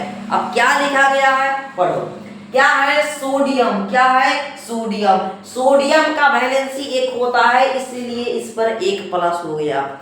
सोडियम का वैलेंसी कितना होता है, 1 होता है, इसलिए इस पे 1 प्लस हो गया। पोटेशियम का वैलेंसी कितना होता है, 1 होता है, इसलिए के पर क्या लग गया, प्लस लग गया। सिल्वर का वैलेंसी 1 होता है, इसलिए Ag पे प्लस लग गया, 1 प्लस लग गया।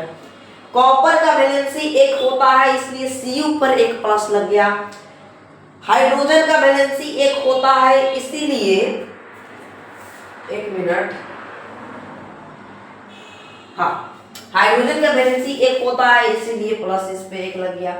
अमोनियम, देखो NH4 को अमोनियम कहते हैं। यदि आपसे कोई पूछे कि अमोनियम किसे कहते हैं, NH4 को अमोनियम कहते हैं, इसलिए अमोनियम यानी कि NH4 पर 1 प्लस लग गया।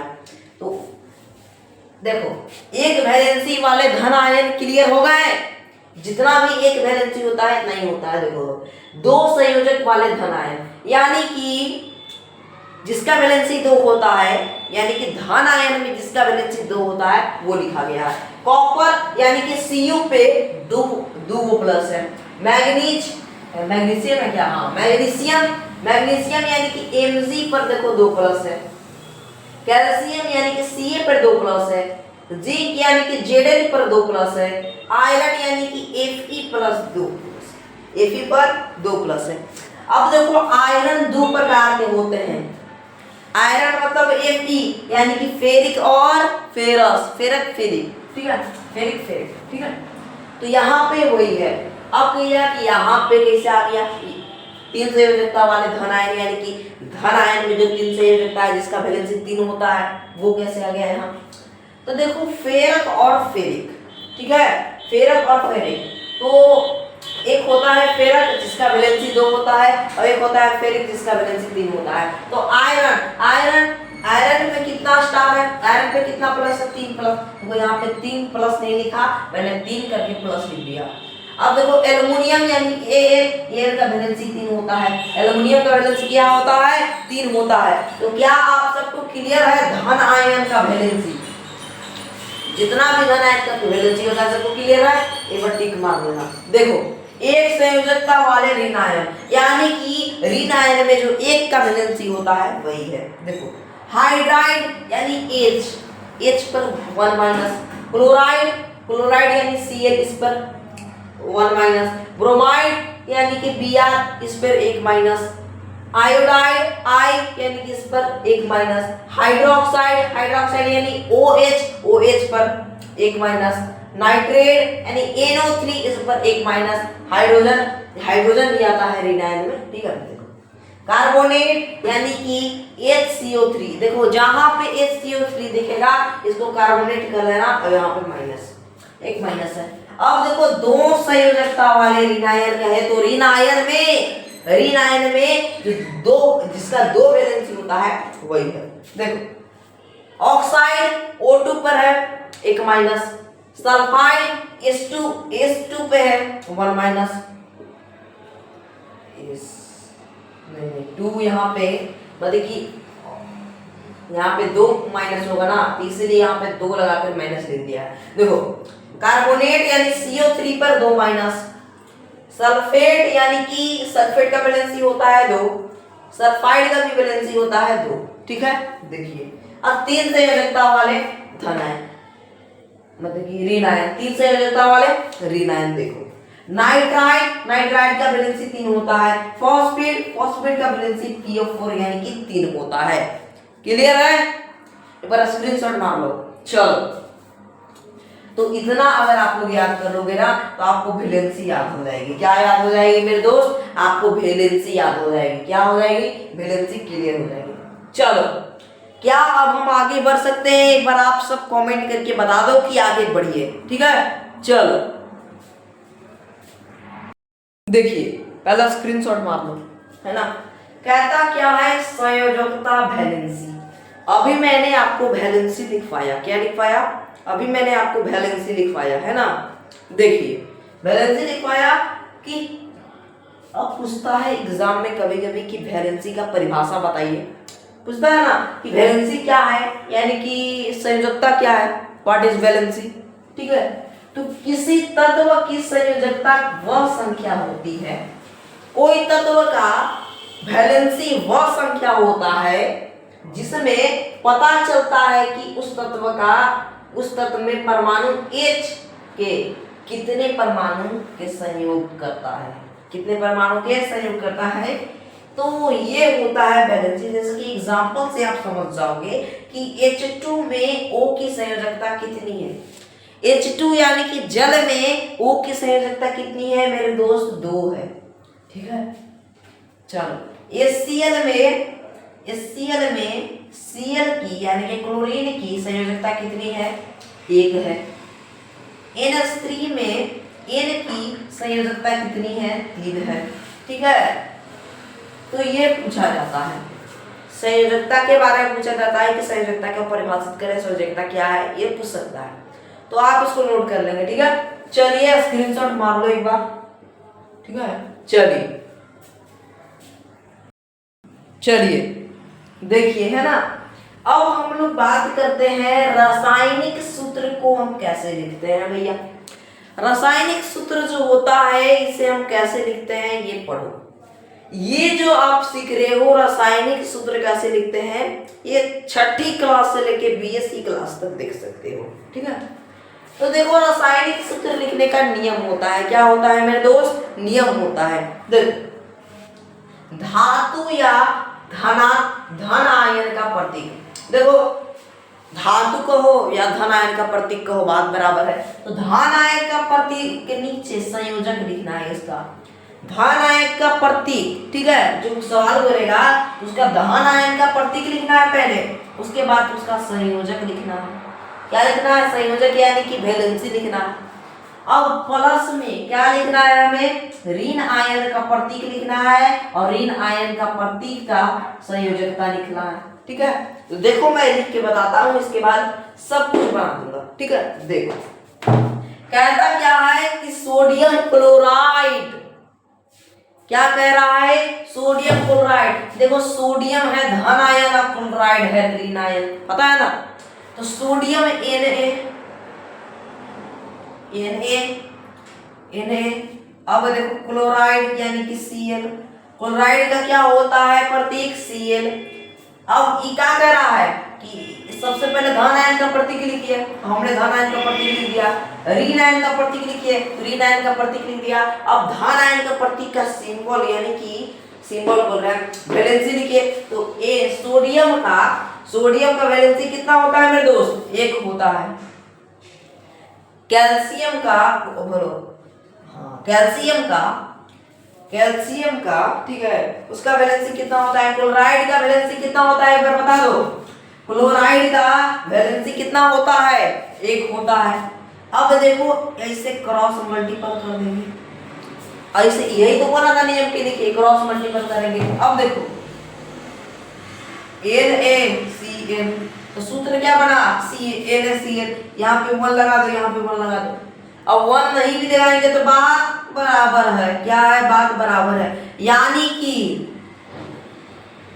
सोडियम क्लोराइड का सूत्र क्या होता है, NaCl। सोडियम क्लोराइड का सूत्र क्या होता है, NaCl। अब देखो ammonium sulphate, ammonium sulphate, ammonium का सूत्र बोल दो, अमोनियम का सूत्र बोल दो भैया, अमोनियम का सूत्र बोल दो, NH4 होता है।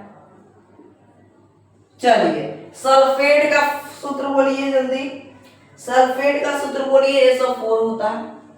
सल्फेट का सूत्र कितना होता है, SO4। इसका वैलेंसी बोल दो, अमोनियम का वैलेंसी बोल दो, अमोनियम का वैलेंसी बोल दो, 1 होता है। इसका वैलेंसी बोल दो, 2 होता है, क्रॉस मल्टीपल कर दीजिए।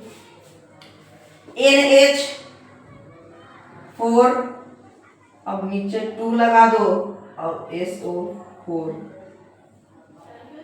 SO4, ठीक है, SO4। अब यहाँ पे 1 लिखो या ना लिखो, 1 लिखो या ना लिखो, बात बराबर है।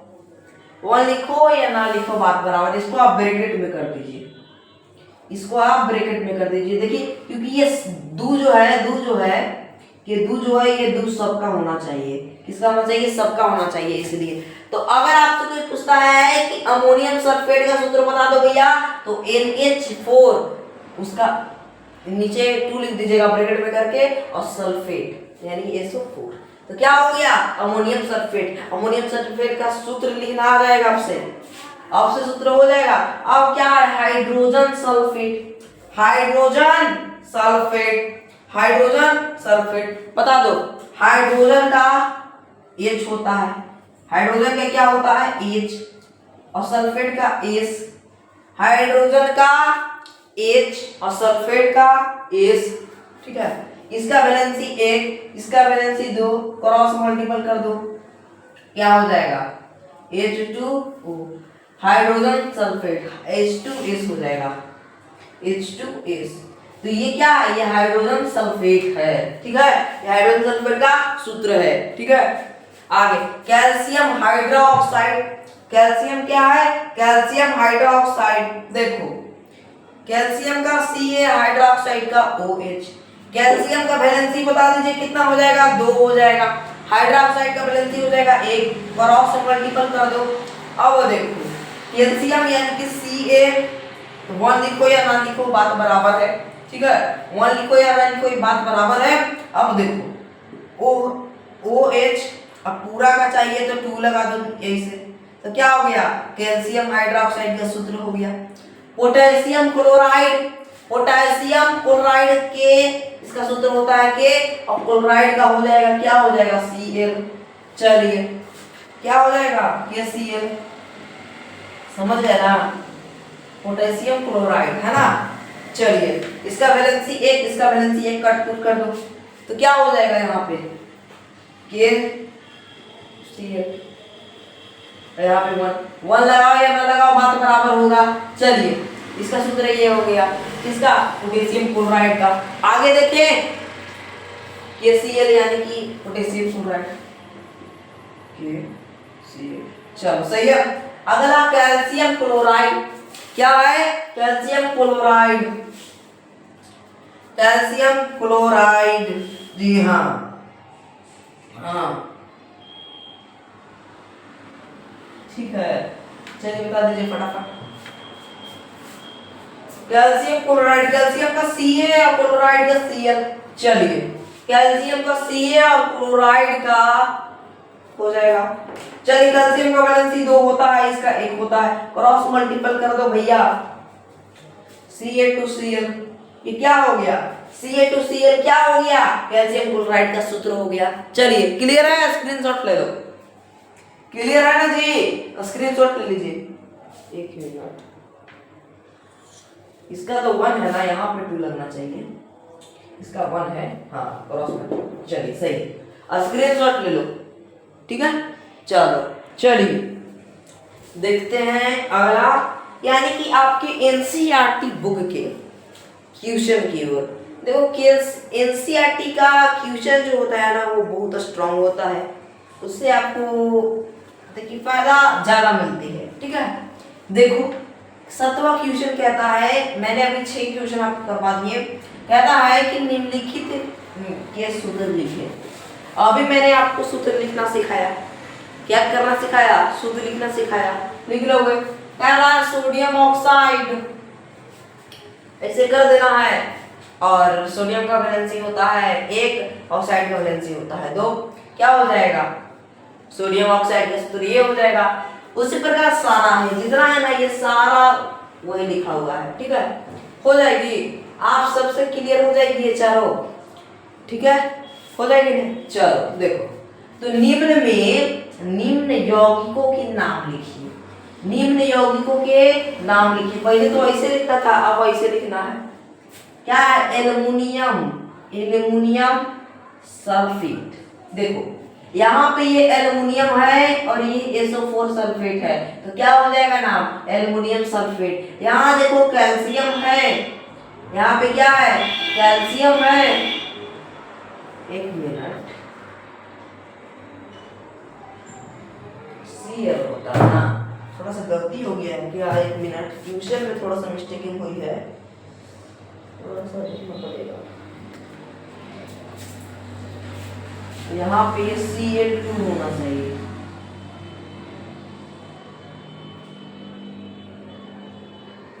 अब सही है, कैल्शियम क्लोराइड। एक मिनट देखते हैं क्वेश्चन, Cl2 ही था, ठीक है। चलिए तो कैल्शियम और ये क्या है, क्लोराइड, तो क्या हो जाएगा, कैल्शियम क्लोराइड। देखो K यानी कि पोटेशियम, SO4 यानी कि सल्फेट, यानी कि क्या हो गया, पोटेशियम सल्फेट। K यानी कि पोटेशियम, NO3 यानी कि नाइट्रेट, क्या हो जाएगा, पोटेशियम नाइट्रेट। C यानी कि कैल्शियम, CO3 यानी कि कार्बोनेट, कैल्शियम कार्बोनेट।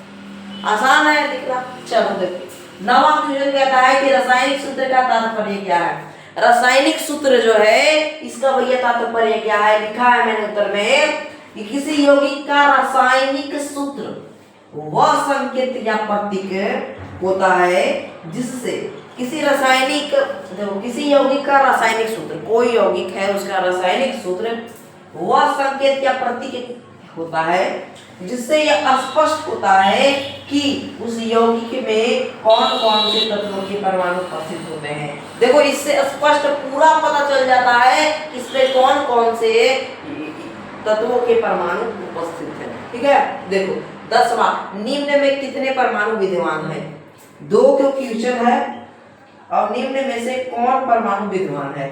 देखो H2S यानी कि हाइड्रोजन सल्फेट में क्या हुआ है, 3 गो परमाणु है, 2 हाइड्रोजन है, वो सल्फेट है। PF4 यानी कि फॉस्फेट, देखो PP यानी कि P में है, फॉस्फेट में 1 गो, और ऑक्सीजन 4 गो, तो 5 गो इसमें परमाणु विद्यमान है। तो ये सब आपको क्लियर होना चाहिए, यानी कि एनसीईआरटी के हमने कुल अभी 10 क्वेश्चन कर लिए। कितने क्वेश्चन कर लिए, 10 क्वेश्चन। फटाक से स्क्रीनशॉट लीजिए। चलिए आगे बढ़ते हैं, यानी कि हम आगे यानी कि अगला टॉपिक की ओर बढ़ते हैं, ठीक है। चलिए अगला टॉपिक आप सबके लिए बहुत ही शानदार सा टॉपिक है, ठीक है। चलो चलिए देखिए अगला टॉपिक है प्रमुख यौगिक। जितना भी यौगिक होता है सब मैं लिखवाने वाला हूँ, ज्यादा नहीं, 29 या 28 यौगिक लिखवाऊंगा, हाँ। और ये आप BSc से लेके यानी कि 6th क्लास से लेके BSc तक के बच्चों को याद होना चाहिए। जो केमिस्ट्री से कर रहे हैं वो, तो उनको याद हो जाना चाहिए, क्योंकि ये बहुत ही अच्छा सा है, ये आपको बहुत जगह काम देने वाला है, ठीक है, खास करके बीटेक के स्टूडेंट को। ओके चलिए देखिए, कहता है पहला यौगिक है NaCl। NaCl को तो सब कोई जानते हैं भैया, सोडियम क्लोराइड। NaCl को तो सब कोई जानते हैं, सोडियम क्लोराइड यानी कि साधारण नमक। आप एक बात ध्यान रखना कि सोडियम क्लोराइड को यानी NaCl को ही हम नमक कहते हैं, जो नमक हम लोग खाते हैं साधारण नमक, ठीक है।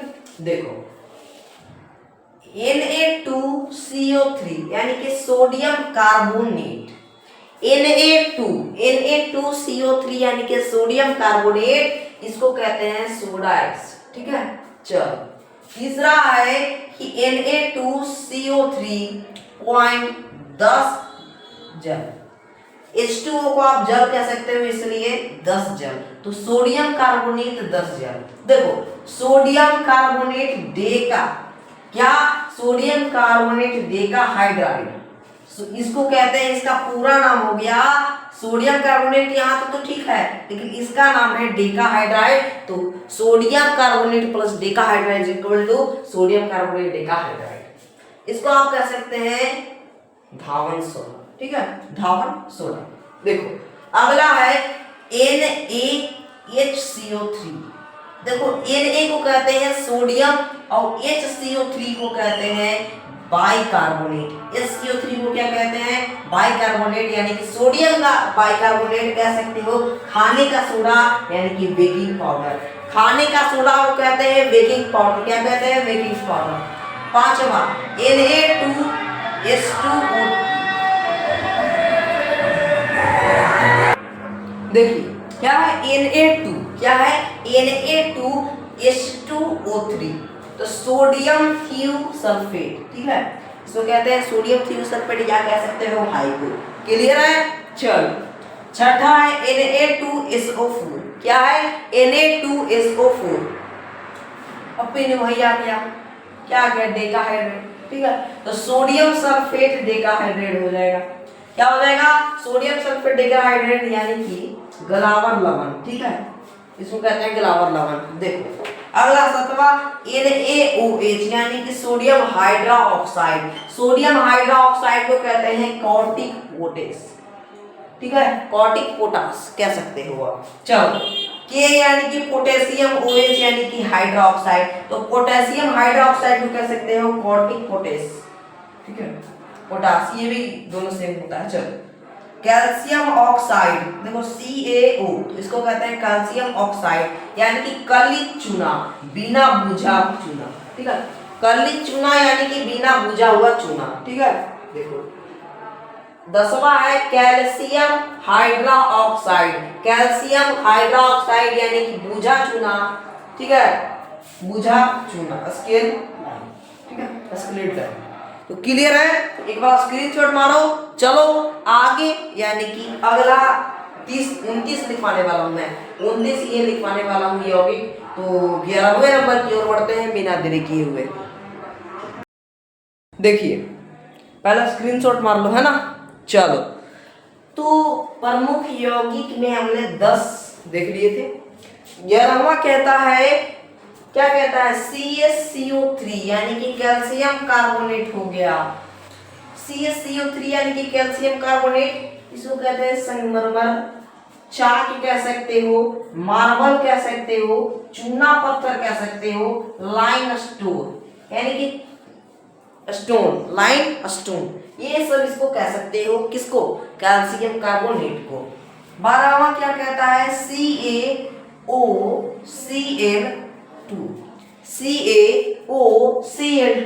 इसको कहते हैं कैल्शियम ऑक्सीक्लोराइड। क्या कहोगे इसको? कैल्शियम ऑक्सीक्लोराइड कहे तो कैल्शियम क्लोरोहाइपो,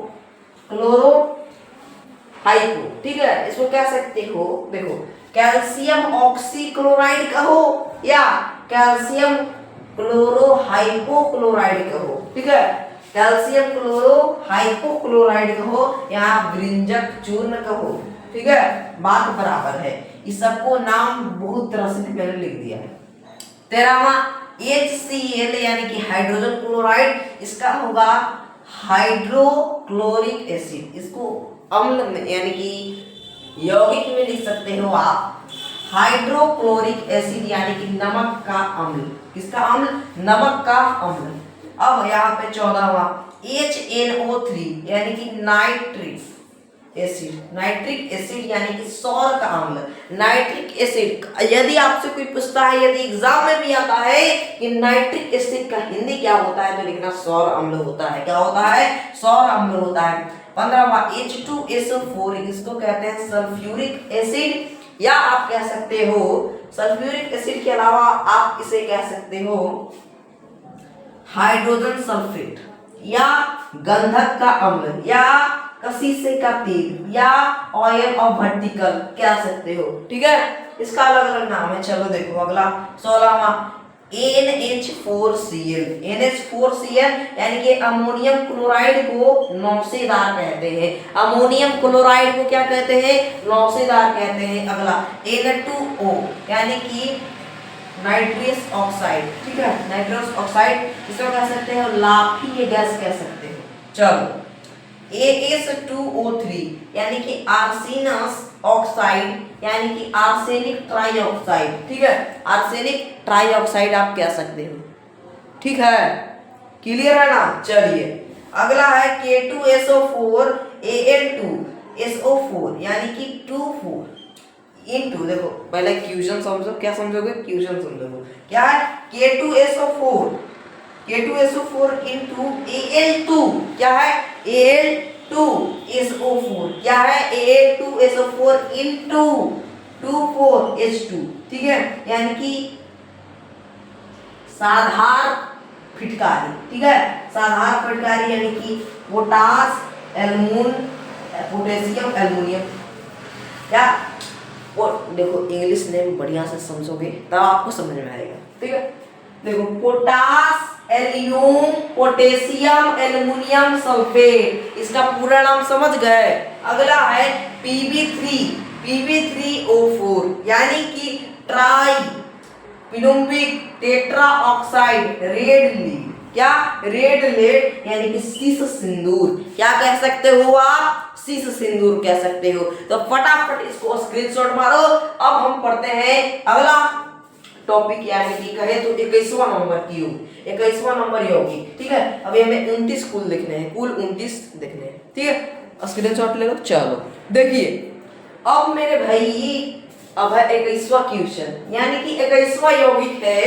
कहता है कि PbO, क्या है? PbO। मैंने आपको बताया है कि Pb को हम लेड कहते हैं। क्या कहते हैं? लेड। तो इसको कहेंगे लेड में मोनोऑक्साइड। क्या कहेंगे? Lead monoxide. क्लियर? चलिए AgNO3, क्या है भाई?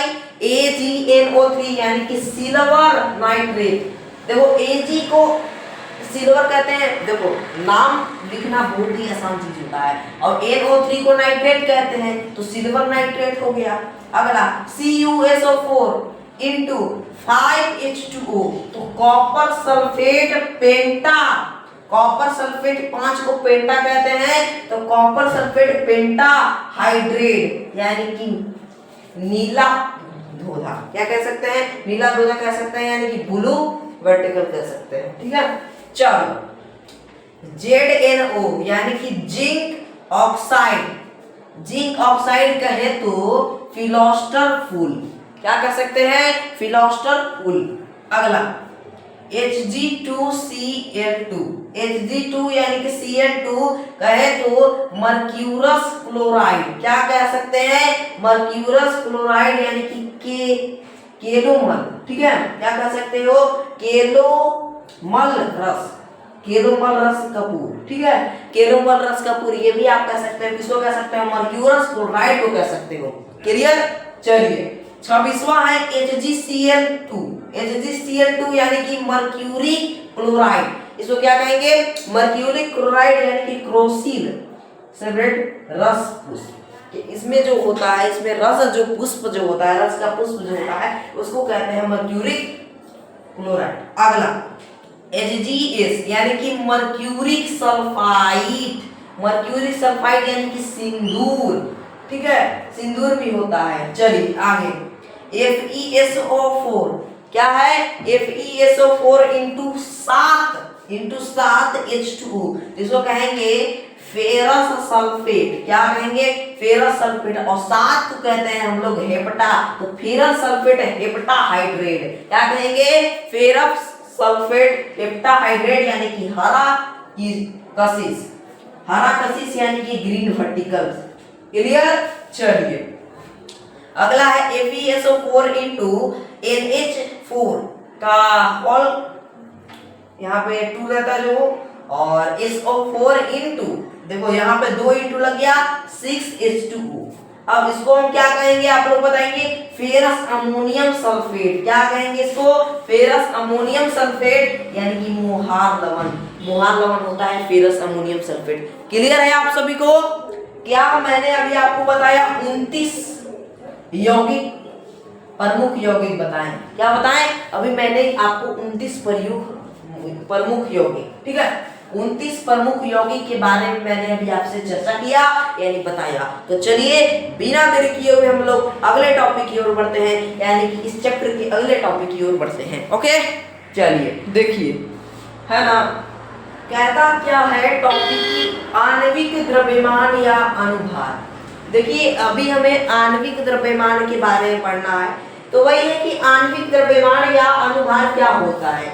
किसी यौगिक का अनुभार, क्या किसी यौगिक का अनुभार वह संख्या होती है जो एक बताती है, जो यह बताती है कि उस यौगिक का, जो यह बताती है हमें कि उस यौगिक का एक अणु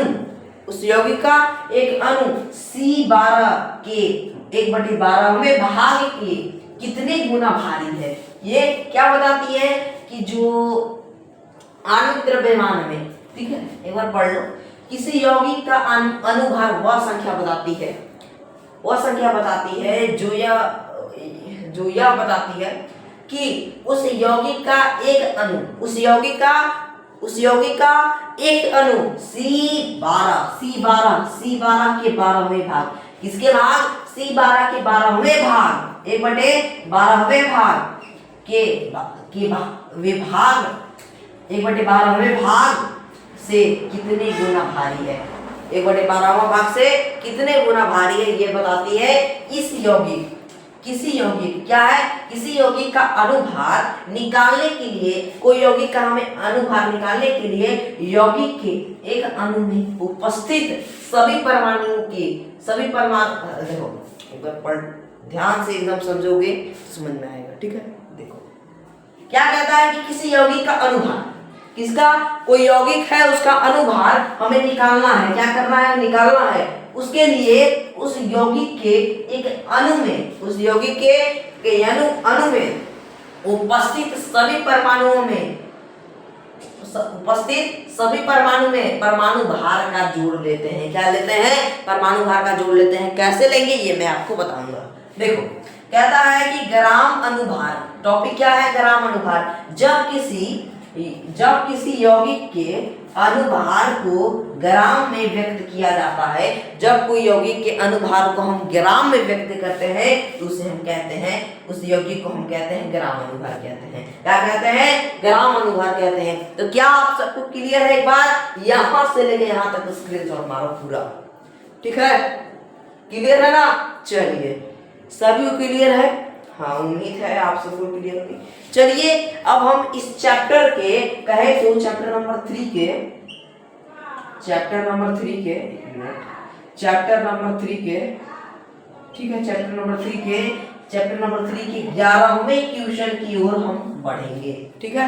चलो देखिए आप इस चैप्टर का यानी कि पाठगत का 11वां क्वेश्चन, ठीक है, इस चैप्टर का 11वां क्वेश्चन एनसीईआरटी का क्वेश्चन है। देखो कहता है कि निम्न यौगिक, क्या कहता है, ध्यान से पढ़ो, ठीक है, ध्यान से पढ़ोगे तो आप सबको समझ में आएगा, ठीक है।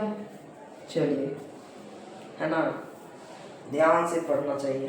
देखिए कहता है कि निम्न यौगिक, क्या कह रहा है मेरे दोस्त, निम्न यौगिक के आणविक द्रव्यमान, क्या कह रहा है, निम्न यौगिक के आणविक द्रव्यमान का परिकलन कीजिए।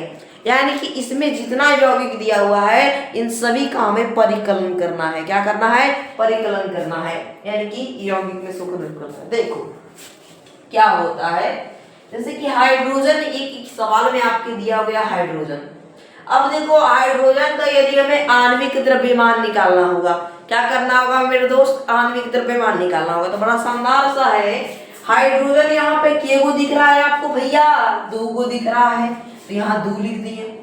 अब देखो हाइड्रोजन का एटॉमिक मास क्या होता है, 1 होता है, और 1 में 2 से गुना करिए तो 2 आ गया, यानी कि इसका आणविक द्रव्यमान 2 आ गया। चलो दूसरा क्वेश्चन, O2 यानी कि ऑक्सीजन का आणविक द्रव्यमान देखो 2 लिख दिए, क्योंकि ऑक्सीजन के वो है 2 गो है, 2 लिखा गया।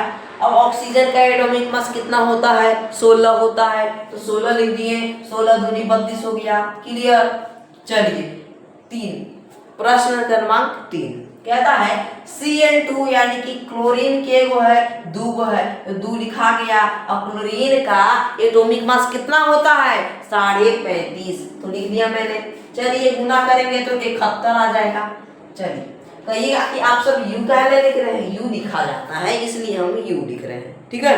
चलो CO2 यानी कि कार्बन डाइऑक्साइड, यहाँ देखो सबसे पहले क्या है, कार्बन एगो है, तो कार्बन का एटॉमिक मास कितना होता है, कार्बन का एटॉमिक मास कितना होता है बता दो जल्दी, 12 होता है, तो मैंने यहाँ पे एटॉमिक मास कितना लिख दिया, 12 लिख दिया।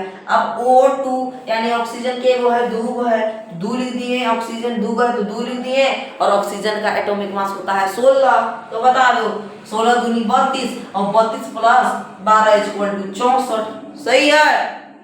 चलिए आगे CH4, ठीक है, तो C कार्बन एगो है, तो कार्बन का एटॉमिक मास कितना होता है, 12 मैंने लिख दिया, और H यानी कि हाइड्रोजन 4 गो है, तो 4 लिख दिए, 1 × 4 = 4, तो 12 और 4 16 यू आ गया आंसर। आगे C2H6 यानी कि C के वो है, कार्बन के वो है 2 गो है, तो 2 लिखे, और कार्बन का एटॉमिक मास होता है कितना, 12, तो 2 × 12 प्लस, अब देखो के को है हाइड्रोजन 6 हो, तो हाइड्रोजन का के वो होता है एटॉमिक मास, हाइड्रोजन का एटॉमिक मास कितना होता है, 1 होता है, तो 6 × 6। अब देखो, अब यहाँ पे ध्यान दो, 12 दूनी 24, और 24 और 6 हो जाएगा 30, सही है। चलिए अगला क्वेश्चन लेते हैं, 7वां क्वेश्चन कहता है C2H4, क्या है मेरे दोस्त, C2H4 यानी कि कार्बन के वो है 2 गो है, और कार्बन का एटॉमिक मास कितना होता है 12, तो 2 × 12 प्लस H4 यानी कि हाइड्रोजन के वो है 4 गो, तो हाइड्रोजन का एटॉमिक मास कितना होता है, 1 होता है, तो 4 × 1 = 1, 4 × 1 = 4 होगा। चलिए 12 दूनी 24 और 24 और 4 28, सही है। चलिए NH3 यानी कि नाइट्रोजन का बता दो एटॉमिक मास, नाइट्रोजन के एगो है, तो नाइट्रोजन का एटॉमिक मास कितना होता है 14 लिख दिए, प्लस हाइड्रोजन के एगो है 3 गो है, तो 3, हाइड्रोजन का एटॉमिक मास होता है 1 × 3 हो गया। चलिए तो 14 और 3 17, चलिए सही है। अगला CH3OH, ठीक है, CH3OH बता दो, 1 मिनट है ना, थोड़ा सा रुक जाएंगे।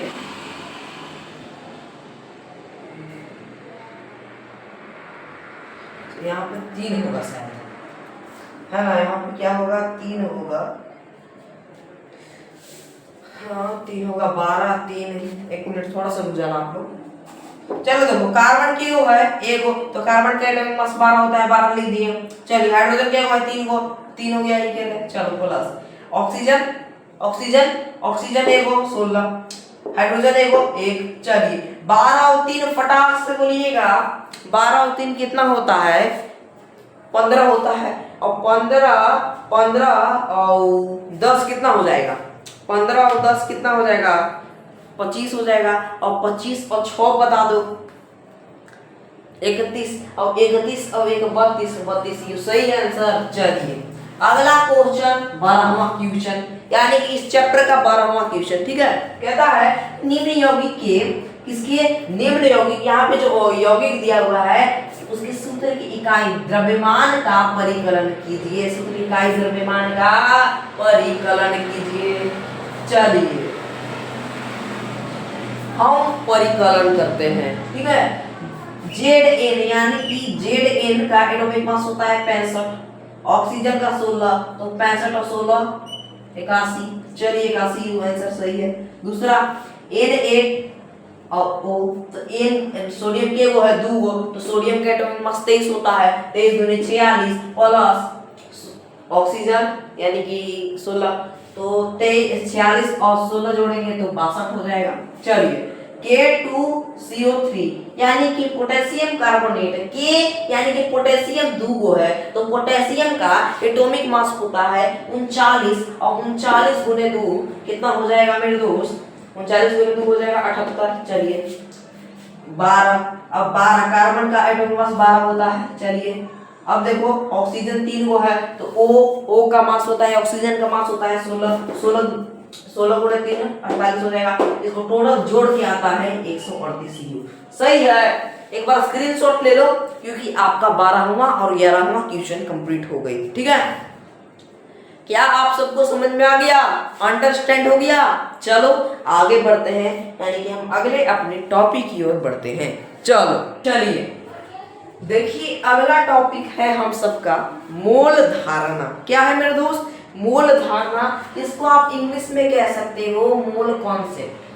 किसी पदार्थ की 6.02 गुणे 10 के पावर 23, किसी पदार्थ की 6.022 गुणे 10 के पावर 23 इकाइयों की संख्या को हम मोल कहते हैं, हम एक मोल कहते हैं। यदि आपसे कोई पूछता है कि भैया एक मोल किसे कहेंगे, यदि आपसे कोई पूछता है कि हम एक मोल किसे कहेंगे, तो आप जवाब देंगे कि किसी पदार्थ की 6.022 गुणे 10 के पावर 23, क्या 6.022 गुणे 10 के पावर 23 इकाई की संख्या को हम मोल कहते हैं। इकाई की संख्या को हम क्या कहते हैं? मोल कहते हैं। कोई पदार्थ है, अब कोई पदार्थ के इकाई की संख्या को, उस पदार्थ के इकाई की संख्या को हम मोल कहते हैं, तथा इस संख्या को अवोग्र संख्या कहते हैं। क्या कह सकते हैं? अवोग्र, ठीक है। चलिए एग्जाम्पल में है एक मोल बराबर होता है 6.022 गुणे 10 के पावर 23 इकाई। एक मोल अगर आपसे कोई पूछता है कि एक मोल बराबर कितना होता है, तो आप जवाब देना कि 6.022 गुणे 10 के पावर 23 इकाई। ओके चलिए एक मोल केला बराबर हो जाएगा 6.022 गुणे 10 के पावर 23 केला। सही है। एक मोल जूते बराबर हो जाएगा, क्या हो जाएगा? एक मोल जूता बराबर 6.022 गुने 10 के पावर 23 जूता। सही है। एक मोल H एटम बराबर 6.022 गुने 10 के पावर 23 H एटम। एक मोल H2 अणु बराबर होगा 6.022 गुने 10 के पावर 23 H2 अणु। एक मोल Cl2 आयन बराबर होता है 6.022 गुने 10 के पावर 23 Cl-1 आयन। सही है। चलिए एक मोल इलेक्ट्रॉन बराबर 6.022 गुने 10 के पावर 23 इलेक्ट्रॉन। सही है। क्या आप सबको इतना बात समझ में आया? मोल के बारे में मैंने अभी आपको बताया। मोल क्या कंठस्थ हुई, मोल की आपके दिमाग में चली गई? चलिए अच्छी बात है, आगे बढ़ते हैं हम। चलिए देखिए, है ना, देखिए अगला टॉपिक है मोल की संख्या। मोल की संख्या का फॉर्मूला होता है कुल संख्या बटे 6.022 गुने 10 की पावर 23। यदि आपको ये मोल की संख्या का फॉर्मूला नहीं याद होता है, तो ये याद करना, मोल की संख्या बराबर होता है भार बटे अणुभार या परमाणु भार। अणुभार या परमाणु भार, ये लिख दोगे, ये भी काम चल जाएगी। ठीक है। देखो मोलर द्रव्यमान क्या होता है? किसी पदार्थ का अणु या परमाणु, ठीक है, किसी पदार्थ का अणु परमाणु के एक मोल कणों के जी ग्राम में, ठीक है, ग्राम मीटर में द्रव्यमान को उसका मोलर द्रव्यमान कहते हैं। ग्राम मीटर में क्या कहते हैं? उस द्रव्यमान को हम उसका मोलर द्रव्यमान कहते हैं। देखो परमाणु का मोलर द्रव्यमान क्या होता है? परमाणु भार ग्राम। अणु का मोलर द्रव्यमान क्या होता है, अणुभार ग्राम। यदि आपसे कोई पूछता है कि परमाणु का मोलर द्रव्यमान क्या होता है, तो आप बोलना परमाणु भार ग्राम। यदि आपसे पूछता है कि अणु का मोलर द्रव्यमान, तो कहना अणुभार ग्राम। क्लियर है? तो चलो यहाँ तक स्क्रीनशॉट ले लो, ठीक है ना। सभी को क्लियर है, एक बार बता देंगे, ठीक है। चलिए अगले टॉपिक की ओर बढ़ते हैं, है ना। चलिए अब हम लोग देखते हैं, ये जो आपका केमिस्ट्री जो बुक है एनसीईआरटी का, उसमें से 13वां प्रश्न कहता है कि यदि परमाणुओं के एक मोल का द्रव्यमान 12 ग्राम है, ठीक है। यदि सी परमाणु के, देखो परमाणु का नाम उन्होंने दे दिया सी, यदि सी परमाणु के एक मोल द्रव्यमान कितना है, एक मोल द्रव्यमान कितना है, 12 ग्राम है, तो सी के एक परमाणु का द्रव्यमान क्या होगा, यानी कि सी जो है उसका एक परमाणु का द्रव्यमान क्या होगा। देखो यहाँ पे सबसे आसान सा चीज है, देखो समझोगे, 6.022 गुणे 10 की पावर 23 परमाणुओं का द्रव्यमान कितना है, 12 ग्राम है। ये मैंने लिख दिया भैया। अब देखो, अब मैंने क्या किया है, ये जो 6.022 गुणे 10 की पावर 23 है, इसको यहाँ पे बटा मिला दिया, यहाँ पे 1 हो गए, ठीक है, बराबर। यहाँ पे अब ध्यान लगा करके, मन लगा करके देखो, यहाँ से मैंने क्या किया है, ये जो मेरा इसको पॉइंट जो है, पॉइंट को हटाया, पॉइंट को हटाने के बाद 1 2 3 3 जीरो मिली, तो ये मैंने 12 पे 3 जीरो लगा दिया, यानी कि 12,000 हो गया। क्या हो गया, ये 12,000 हो गया। अब गुणे, ये ऊपर जाएगा तो माइनस में हो जाएगा, माइनस में हो गए। अब देखो, अब आप इसको सॉल्यूशन करोगे ना, सॉल्यूशन करके देख लोगे तो आपका आंसर इतना आएगा। कितना आएगा, इतना आंसर आएगा, ठीक है। चलो आगे बढ़ते हैं। 14वां क्वेश्चन कहता है कि किसमें अधिक परमाणु होंगे, 100 सोडियम में या 100 लोहा में, ये आपको बताना है। देखो Na मोल, देखो Na इधर लिख दिया मैंने, लोहा इधर लिख दिया, यानी कि फेरस मतलब कि लिख दिया इधर, ठीक है, यानी कि लोहा इधर लिखा और सोडियम इधर लिखा। अब देखो मोल, इसका 100, इसका 100, और इसका परमाणु द्रव्यमान होता है 23, इसका होता है 56। जब मैंने काट दिया दोनों को तो 4.35 और 1.79 आंसर आती है, यानी कि Na के मोल की संख्या अधिक है, इसकी संख्या क्या है, इसकी संख्या क्या है, अधिक है। इसमें परमाणुओं की संख्या भी अधिक है, इसमें जो परमाणु की संख्या जो है इसमें अधिक है। क्या है मेरे दोस्त, अधिक है। तो क्या आप सबको क्लियर हो गया, क्या आप सबको क्लियर हो गया, एक बार स्क्रीनशॉट मार लेंगे। तो मेरे दोस्त आज आपका ये चैप्टर नंबर 3 कहे तो परमाणु एवं अणु यानी कि एटम एंड मॉलिक्यूल्स खत्म हो गया, यानी कि ये जो आपका 1 शॉट वीडियो था, 1 शॉट खत्म। ओके, तो कैसा लग रहा है आपका क्लास, कैसा था ये आप कमेंट करिएगा। तो उम्मीद है कि मेरे दोस्त आप सब ठीक होंगे। मिलते हैं अपने नेक्स्ट चैप्टर की ओर, मतलब कि अगले चैप्टर से। अगला चैप्टर का नाम है परमाणु की संरचना, उसके बारे में हम पढ़ेंगे अगले चैप्टर में। उम्मीद है कि मेरा आपको क्लास अच्छा लगा होगा। अगर अच्छा लगा है तो please like and subscribe and share, और कमेंट करते रहिएगा। कमेंट करिएगा तो मुझे पता चलते रहेगा कि आप मतलब कि मेरे वीडियो को देखते हैं या उससे पढ़ते हैं या सीखते हैं, ये मुझसे पता चलेगा।